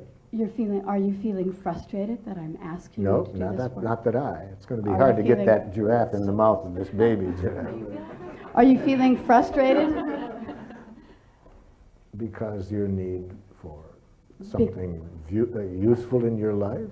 Because you're needing to do something else? You have a need for something that you'll use in your life, that will help your life, make your life more wonderful. I might use language like that with an 11-year-old. Okay. But I would try to put it in neat language. I'd try to get away from reinforcing the thought that anything is useful or useless. You know, like anything is a waste of time. See, there is no such thing. Why would I want to teach people myths? Some behavior meets needs, some doesn't. Why make life more complicated than it is? So you'd like something that you can use, and you're irritated to be learning something that you're not confident is going to meet your need. Yeah, when am I ever going to do this stuff? Ben, I appreciate you telling me what you're feeling, and That was important for him to hear because he thought he was going to get sent to the principal. His teacher last year sent him to the principal for just that, saying that it was junk. So already this has been a big shift for him. Ben, would you be willing to hear what my needs are and my feelings Yeah. are? I feel... But I wouldn't have been if you would have started with him. I am now because you heard me. Yeah. So Ben, I'm feeling frustrated that, frustrated and hurt that what I teach doesn't feel of value to you. What's the need? See, I didn't hear a need in I know, here. I'm getting there. Haven't worked on it yet. Yeah, but And- after the feeling, Oh, okay. speed of light to a need. Don't go to a thought that the stuff is not of value to Right. you. I feel frustrated and hurt because my need for what isn't met. For my need for you to enjoy my class. I have a real need to contribute to your life. Isn't that the need? Yes, that's me. You don't want him to enjoy it if it isn't contributing to his No. life. I have a need to really contribute something to your life. Ben, I very much would like to reach you on a level in my class that will give you value and what I would know, value to your life. You want me to get something useful out of your class. Yes, but even more than that, I want to be able to give you the gift of something that I feel would grow into that you could take into your life as you grow older. You want me to learn something that'll be helpful to me in my life. Yes.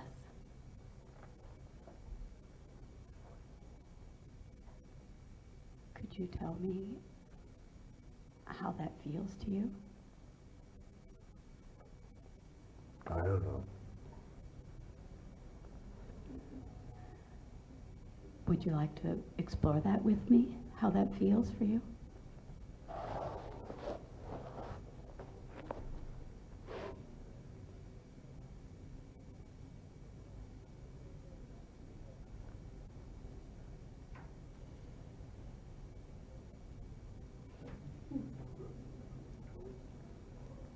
Now, it's an important message to hear with giraffe ears.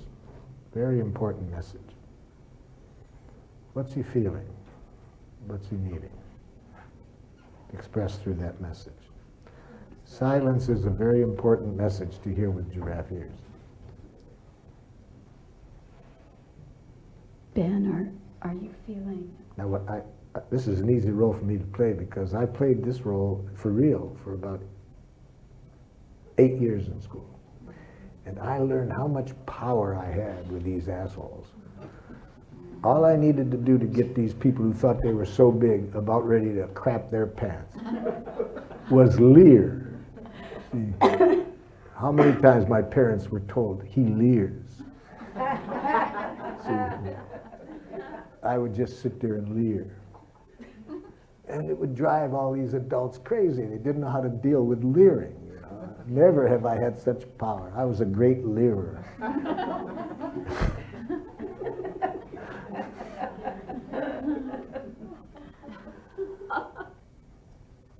Ben, are you feeling uncomfortable and puzzled? Yeah. And are you needing more compassion from me? What's that? Understanding? Are you needing... You don't care about me. You just say that.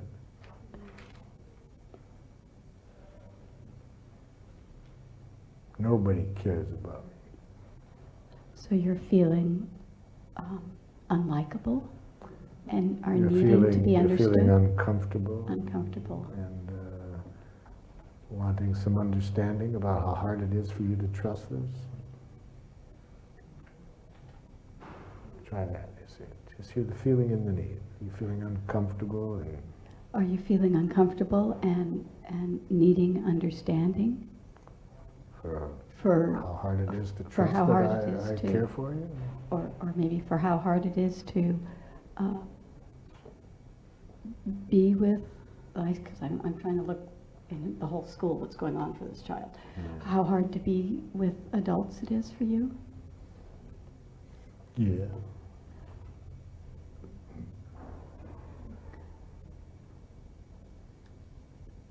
So, Ben, are you feeling...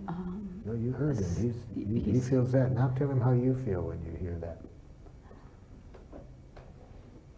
Ben, I feel right. Would you like to hear what I feel? Yeah. I'm feeling great compassion for your pain, and would like to continue understanding you and working with you on this level.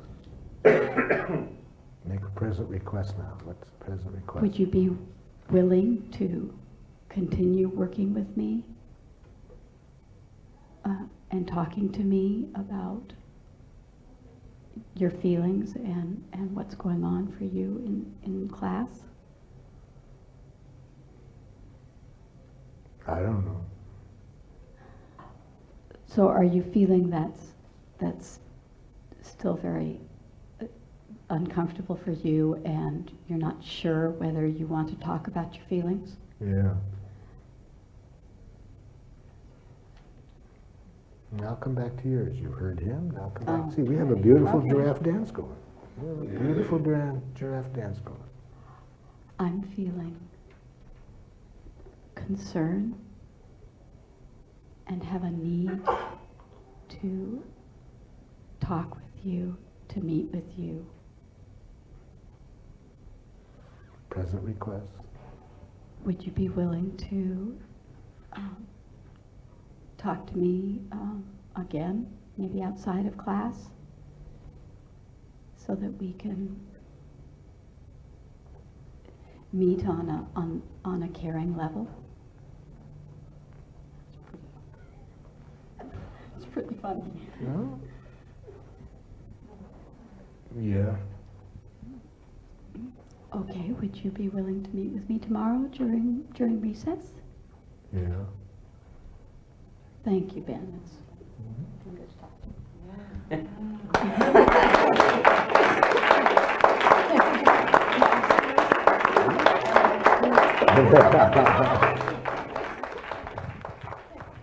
I projected it forward to this afternoon, and I think it's a bigger learning situation for her than for him. Putting him before the scissors, whether the scissors get broken or not. Then I projected it further to a situation, let's say, of safety, and that's where I run into trouble. What if he threatens somebody with the scissors or something like that? Then it gets tough for me as the teacher. I don't know what to do there. Well, obviously, we use force. If he's about to stab somebody with the scissors, we take the scissors away. Yeah. And then is when we really need to use the process, because when somebody's beating on another child or about to hurt somebody, if this is important to us for safety reasons, then we really have to empathize the most. I was sitting here in the elementary school principal's office in San Francisco, and the principal looks out on the playground during recess, and he jumps up and he says, "Excuse me, Marshall," and he runs out and he grabs this older child, slaps him and says, "I'll teach you not to hit smaller people." Oh, yeah. Yeah. Now, what pained me about that is that this man who did that, this man loves children. Really. This guy has got a giraffe heart. And he's a good friend of mine, so I could tease him a bit. So when he comes back in, I said, "I'm not confident you taught that child what you said you were going to teach him." "Huh? What do you mean?" I said, "You said you were going to teach him not to hit smaller people." "Yeah, but you're bigger than he is. You hit him. You thought you had a good right to hit him. He probably thought he had a good right to hit the other person. So I think all you did was reinforce what he already has been doing." And then he said, "Thanks for pointing that out. I never realized that. I never thought of it that way." See? I said, "But Jay, I do think you taught him something." "What?" "I think you taught him not to hit smaller people while you're watching." "But I think I wouldn't want to be that younger child on the way home from school today." See, I would think my life is in danger, because now I think you've just perpetuated violence. See, so it's at this point that I would have liked him to have taken the person who was doing the hitting and started with empathy, because it would be so important for me to protect the population. The more important it is that I want somebody to be open to another possibility, the more I want to begin with a respectful understanding of what need they're meeting by doing that they're doing. I just wanted to say that when I'm in her role as the teacher, it's important for me to hold in my mind that this is possibly more of a learning situation for me than it is for the kid. Like, I'm really the student. Yes. But I hand the mic back, thank you. I found the uh-huhs and maybes of the board to be amazingly eloquent. And I was struck by how much he was able to communicate through grunts and moans, essentially. And You know me better than I thought. I also was wondering if there was how Holly could have helped him become more compassionate towards himself in those moments. Because when he was grunting and when he was expressing himself through his own inner jackling. I liked the way she did it. It seemed to me she kept hearing his feeling and needs at that moment. So the next day, she'll get more chance to do what you're talking about. She's going to get much more of this. "You don't care for me. Nobody cares for me. So it's hard for you to trust this. You want some understanding." "Yeah. Yeah. Because I'm a rat." So you're doing some stuff that's not getting your needs met? You don't like doing? Everybody says it. Even my friends say that you're really a rat. Yeah.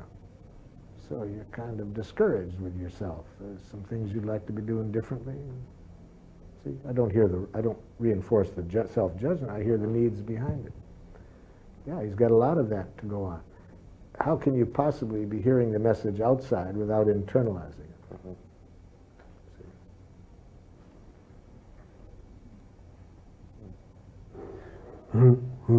I went through about 6 years. That was my language. Right. My father one day, a very kind, patient man, but he had about enough of this. He said, I could kick a pig in the ass and get a better answer.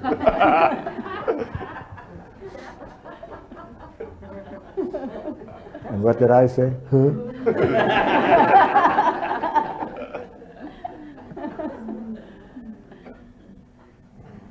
And then I got paid back, because then my oldest son went through the same thing. So we called him Grunt. Now he speaks 10 languages.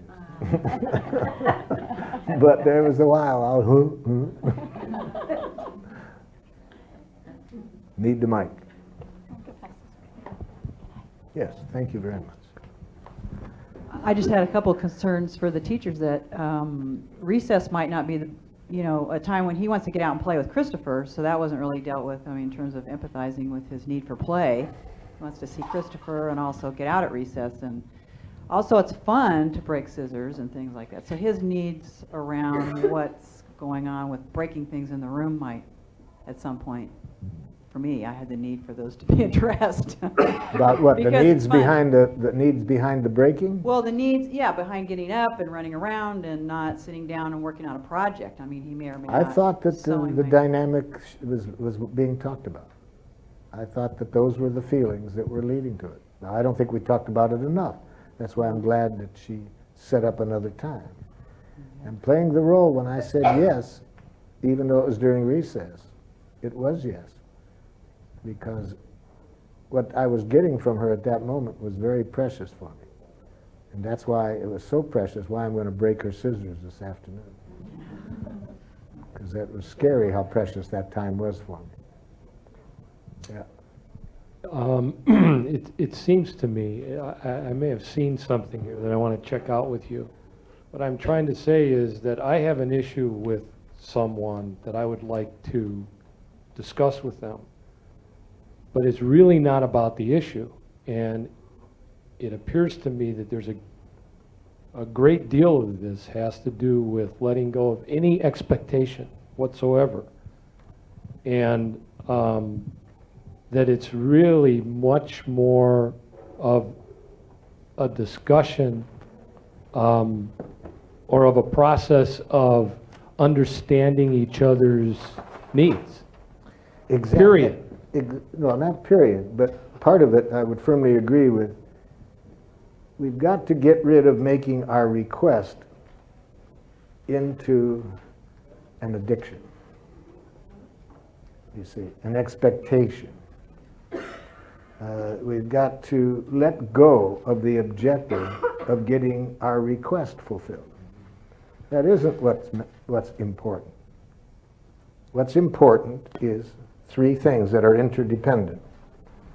Creating a quality of connection.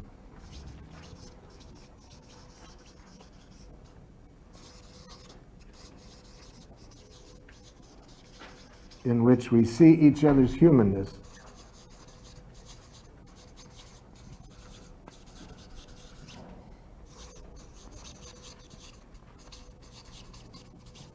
and a total lack of any enemy images.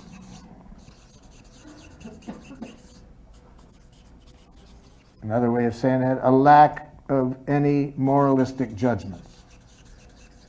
Nothing in this connection. Nobody sees any wrongness on the part of the other person.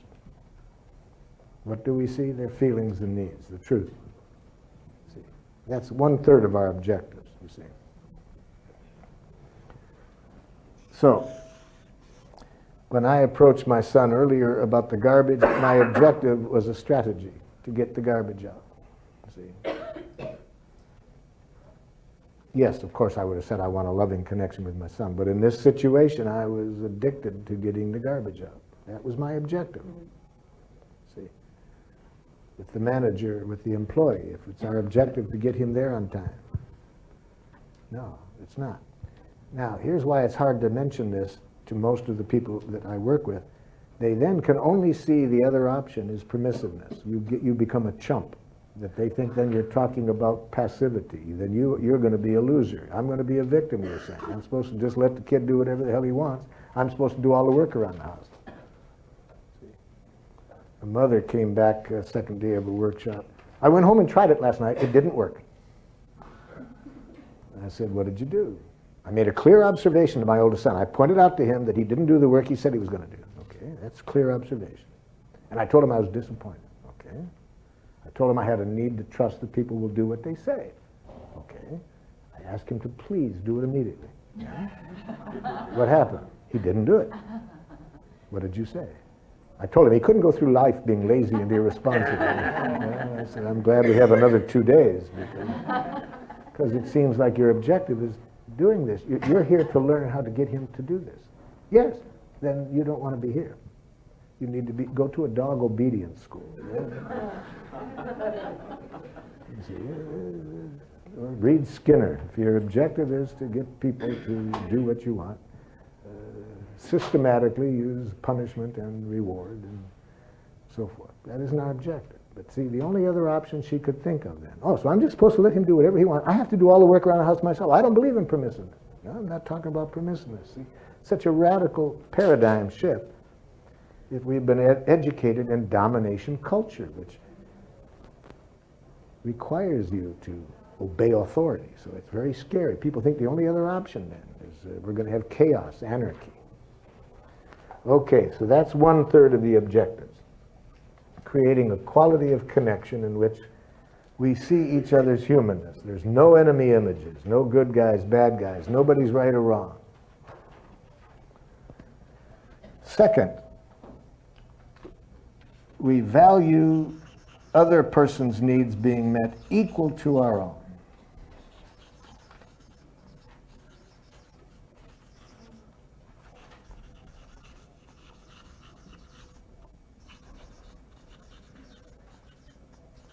Notice there's no giving up in here. We don't give up our needs. It doesn't require that. But we must value the other person's needs equal to our own. Notice we're not talking about strategies. We're not talking about whether to learn sewing or not sewing, take out the garbage or not take out the garbage, be on time or not on time. It's not the objective. It's not ever our objective, the strategy. Because we might find more creative ways of getting everybody's needs met. Maybe we'll find a way of getting the garbage to disappear or something. You know, nobody has to take it out. Who knows? If we are really creative and we're mainly interested in meeting needs, we may find that the original request I made, there's better ways of getting everybody's needs met. Or the other person may do it. But that wasn't my objective. My objective was to meet everybody's needs, not to get him to take out the garbage, not to get him to learn sewing, not to come to work on time.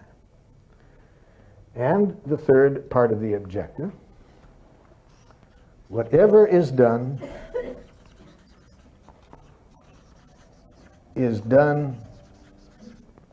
through pure natural giving.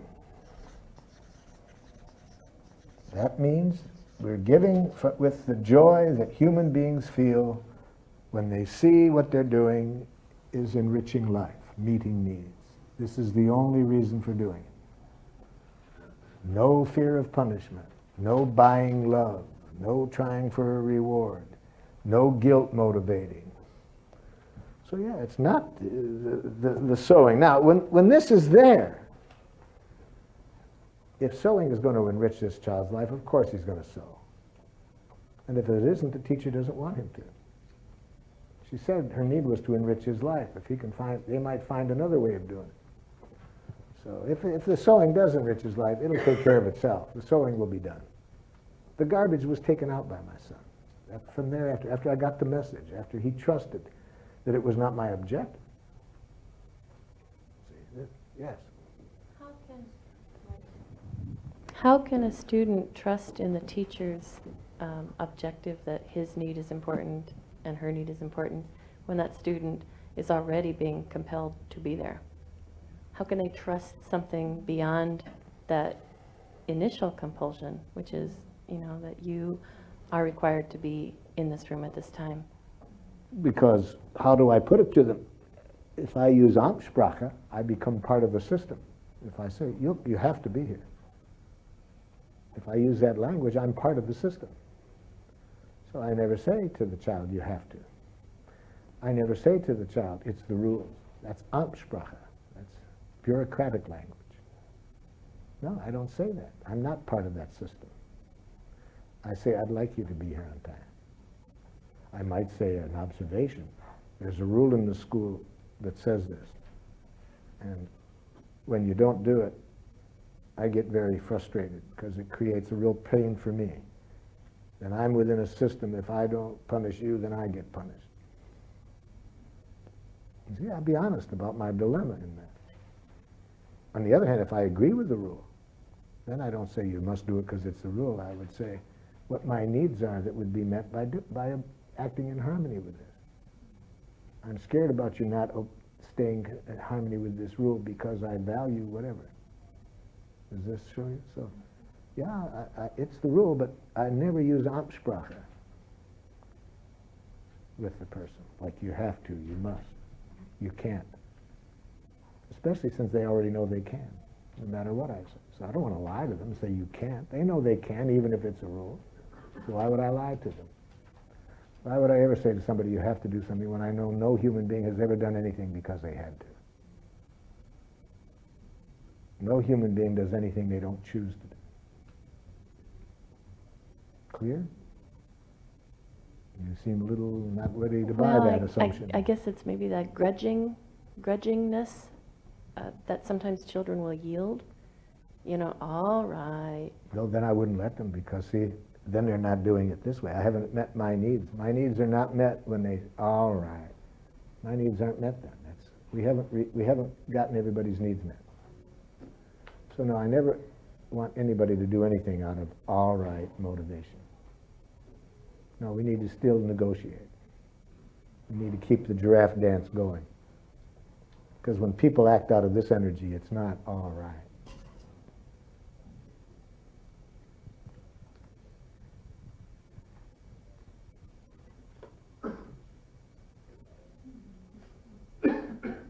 Yes.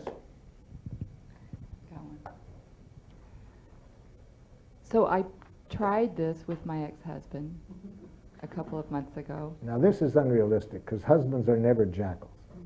Ex-husbands are. Oh, ex-husbands. Okay, I'll take your word for it. But this is the first man I've ever heard to be a jackal. And we had a nice conversation, and the conversation more or less ended after a couple of hours with some, I think, clearer understanding, perhaps, of each other. Certainly, I understood him a little bit better. Yes. And he voluntarily agreed to increase the amount of child support that he sends. And now he wants to take it back through other ways. Yes. So I'm back to square one. Come on up here and let's talk to this Jeff. Come on up here and let's talk to this Jeff.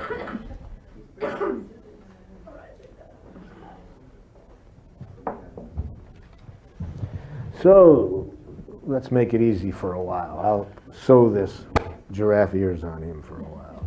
So do your best to speak giraffe, but even if it's not perfect, you don't have to worry that much because he's got the ears on. Okay, what do you want to say to him? Do I need to give background? No, you can say you can quote, you can make a clear observation. Yes, when you said. When you said that now that you're paying me more child support, you won't be paying the health insurance or the dental bills any longer, I felt, I feel frustrated and angry, and I need to, I need fairness.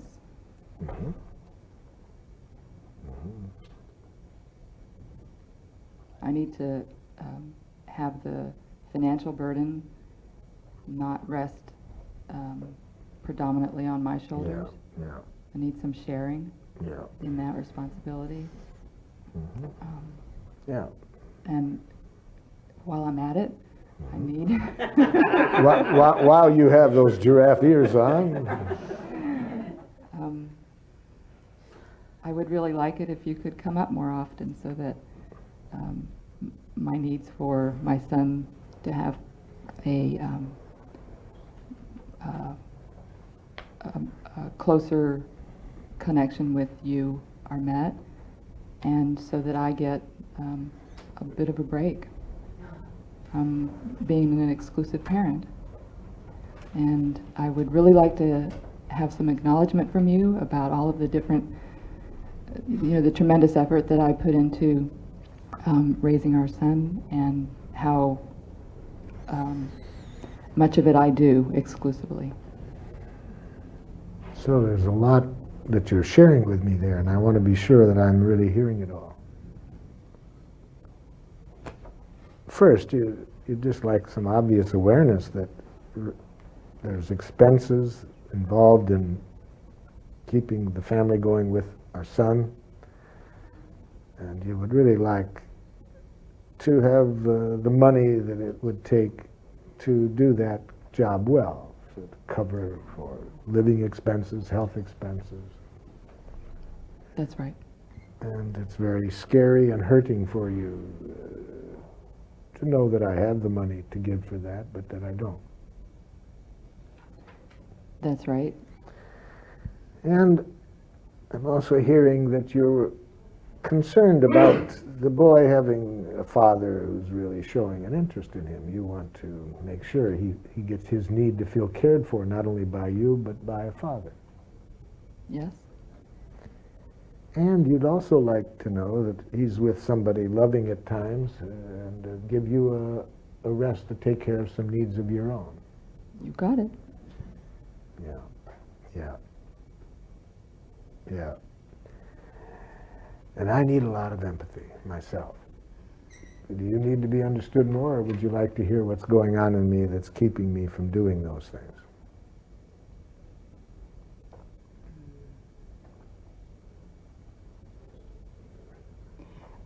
I think I need you to understand a little bit more. Okay. Okay. I need you to understand the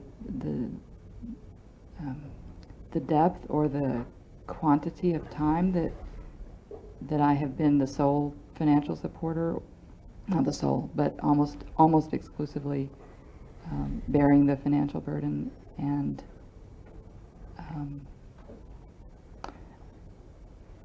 I wish you to understand the pain that I feel for my son when you decided not to move with us. Mm-hmm. Thank you for bringing this up, because I realize I did miss a part of your first message, which is that you'd also like some recognition and gratitude for the job you're doing with him, and under difficult conditions. And now you're wanting, in addition to that, some recognition of the stress involved in being the only provider of support for him. Yes, when I heard you say you're doing a good job, that felt nice to hear, but it was just, it barely scratched the surface. You would really like to know if in my heart I'm seeing what you're investing in that boy's Yes. well-being. Yes. It would really help to hear what's behind that. Yeah. Yeah. Yeah. And when I express what's going on in me, I think you'll hear what's keeping me from it. But even now, I'd like you to know it isn't that I don't really feel that gratitude, but I need some empathy for what keeps me from both offering the gratitude and the financial support and the time to be with him. I'm ready to hear you, and I'm also a little frightened that I will subjugate my needs and concerns out of wishing to understand you. I thank you on behalf of Ellen Goodman for having that consciousness. Who's that? She writes for the Boston Globe. Oh, yeah. And she says, women, beware of guys like Rosenberg teaching you how to understand and empathize better. You see. She doesn't mention me by name, but I had my paranoid ears on when I read this. She said, maybe we women had been trained so well to empathize with other people's needs But there's a danger that we lose connection with our own. So she would be glad that you have that consciousness. Be careful about empathizing so well with the other person that you lose your needs in the process. I'm all too familiar with that. Okay, okay. So I'm glad you have that consciousness, and I thank you on behalf of Ellen Goodman.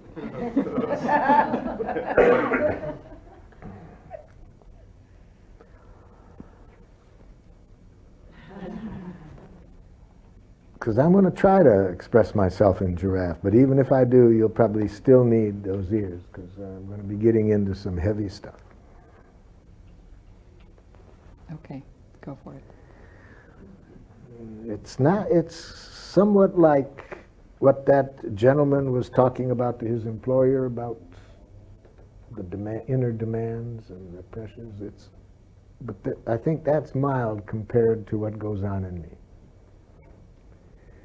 Because it is very important to me to provide for our son.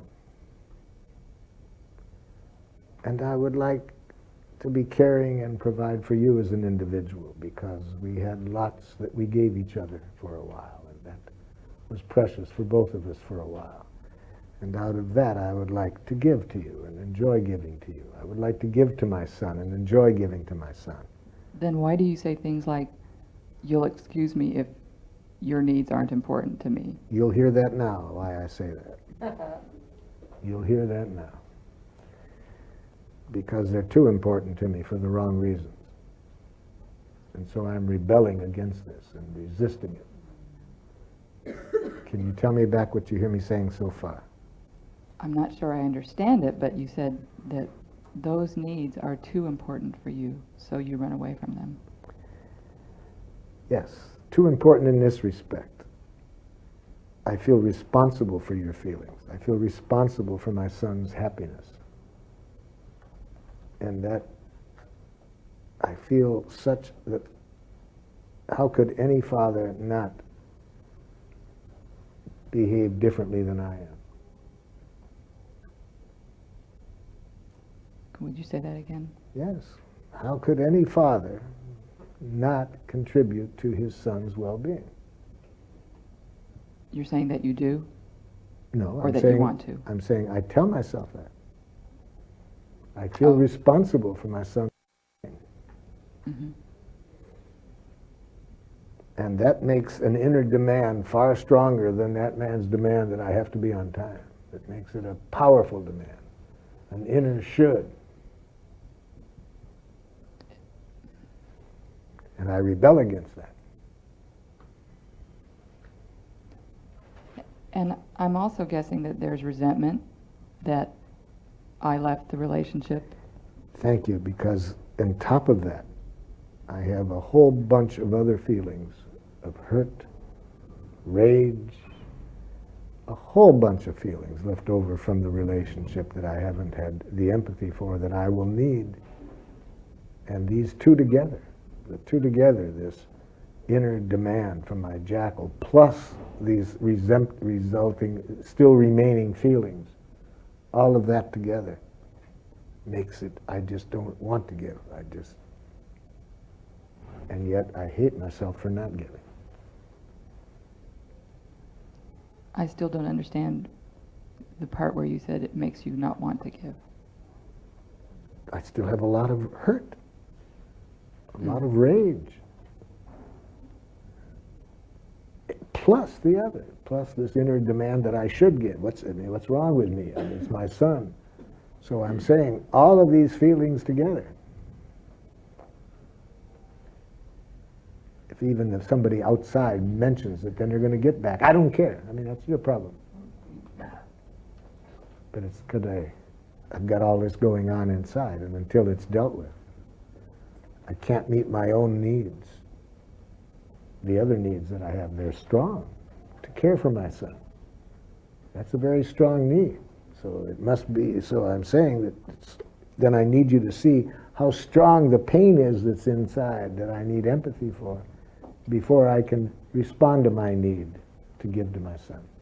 You're feeling pain because you need to have that connection with your son and you don't? Or you feel I need to have it with him, but the demand of myself to do it, feeling I should, what kind of a father am I, that inner pain created by my inner jackal is so great that I can't act on my need to be with my son. I hear you saying that you're where you are, working as hard as you are because you need to save your money, to buy land so that you can be self-sufficient and leave a legacy for your son, or maybe not a legacy, something for him. That's also going on. Yes, I would like to do that for many reasons. That's also going on. That's the easiest for me to talk about, because I'm the clearest about that. Yes, one way I can do it is by getting this land and making money and leaving a legacy. But the other stuff about not giving for the medical expenses now, not meeting with him, that's the stuff I'm talking about now. What's behind that? So it must feel and must have felt enormously painful for you to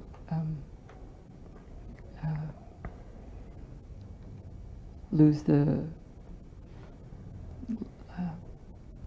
setting in which you had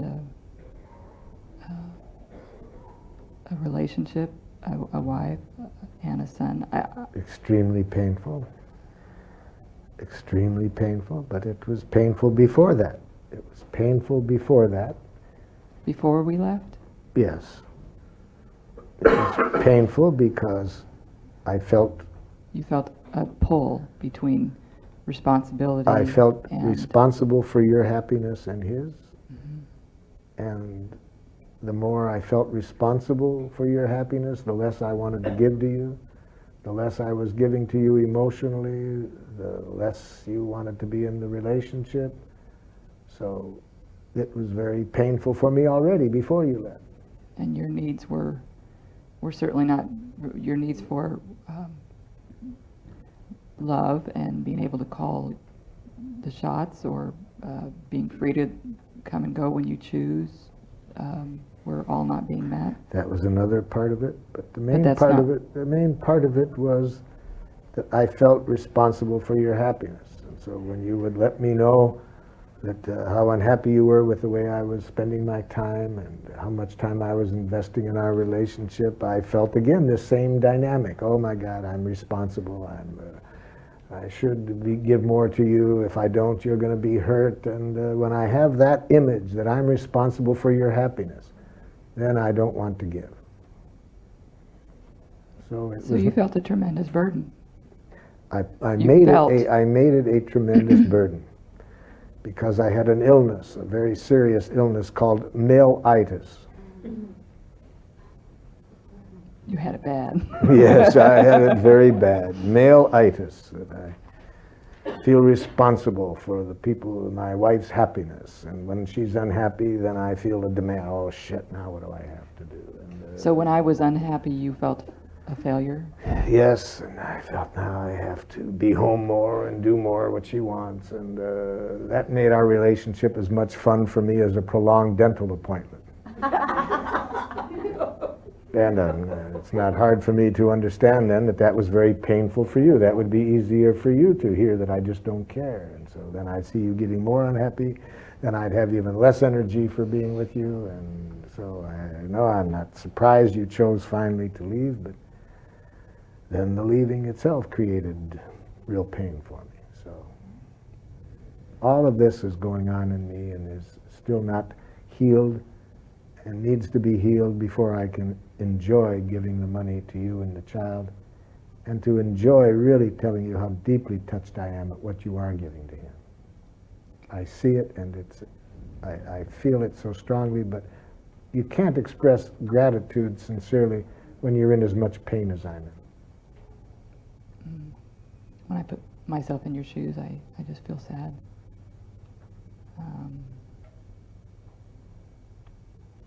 And that's precious for me, the empathy you've given me, that you feel sad.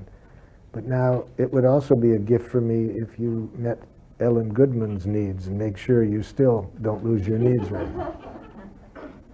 So you've given me what I need most right now, which is the empathy, your honesty, but don't think that means you have to give up your needs. Well, I also have a need to just trust in what we agree on and not feel the shaky ground of it ever changing. Yeah, I can understand that. And I mean it when we have this kind of connection, but then the jackals can get into me and I can lose it quickly. So that's why I need to find some way of getting enough of what we just started on now. This is just the surface of what I need to do to get that pain dealt with well enough. And where do I find this? You know, I'm not willing to talk to you very much, so I don't give you the time, and I'm not sure it's fair to ask you to do it when you're in so much pain yourself. So where do I go? When I talk to my friends, we sit around and all complain about whose wife was the biggest bitch, and that doesn't help. So,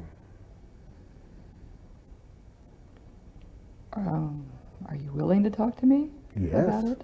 Yes, this way it's a great gift to me. But again, listen to Ellen Goodman. Check and make sure that you're not losing something in yourself to have to give this empathy to me. Make sure you get enough yourself.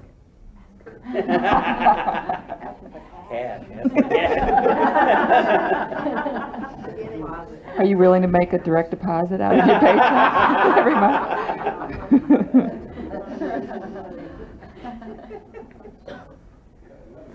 I don't want to go to court. Yeah, I'd prefer not to. Well, you know, it would be really helpful. Maybe the solution is if we could get a giraffe, one of these giraffes around this area or some area to help mediate between us so we can keep this connection going, but not have to put it all on you to have to always have the giraffe ears on.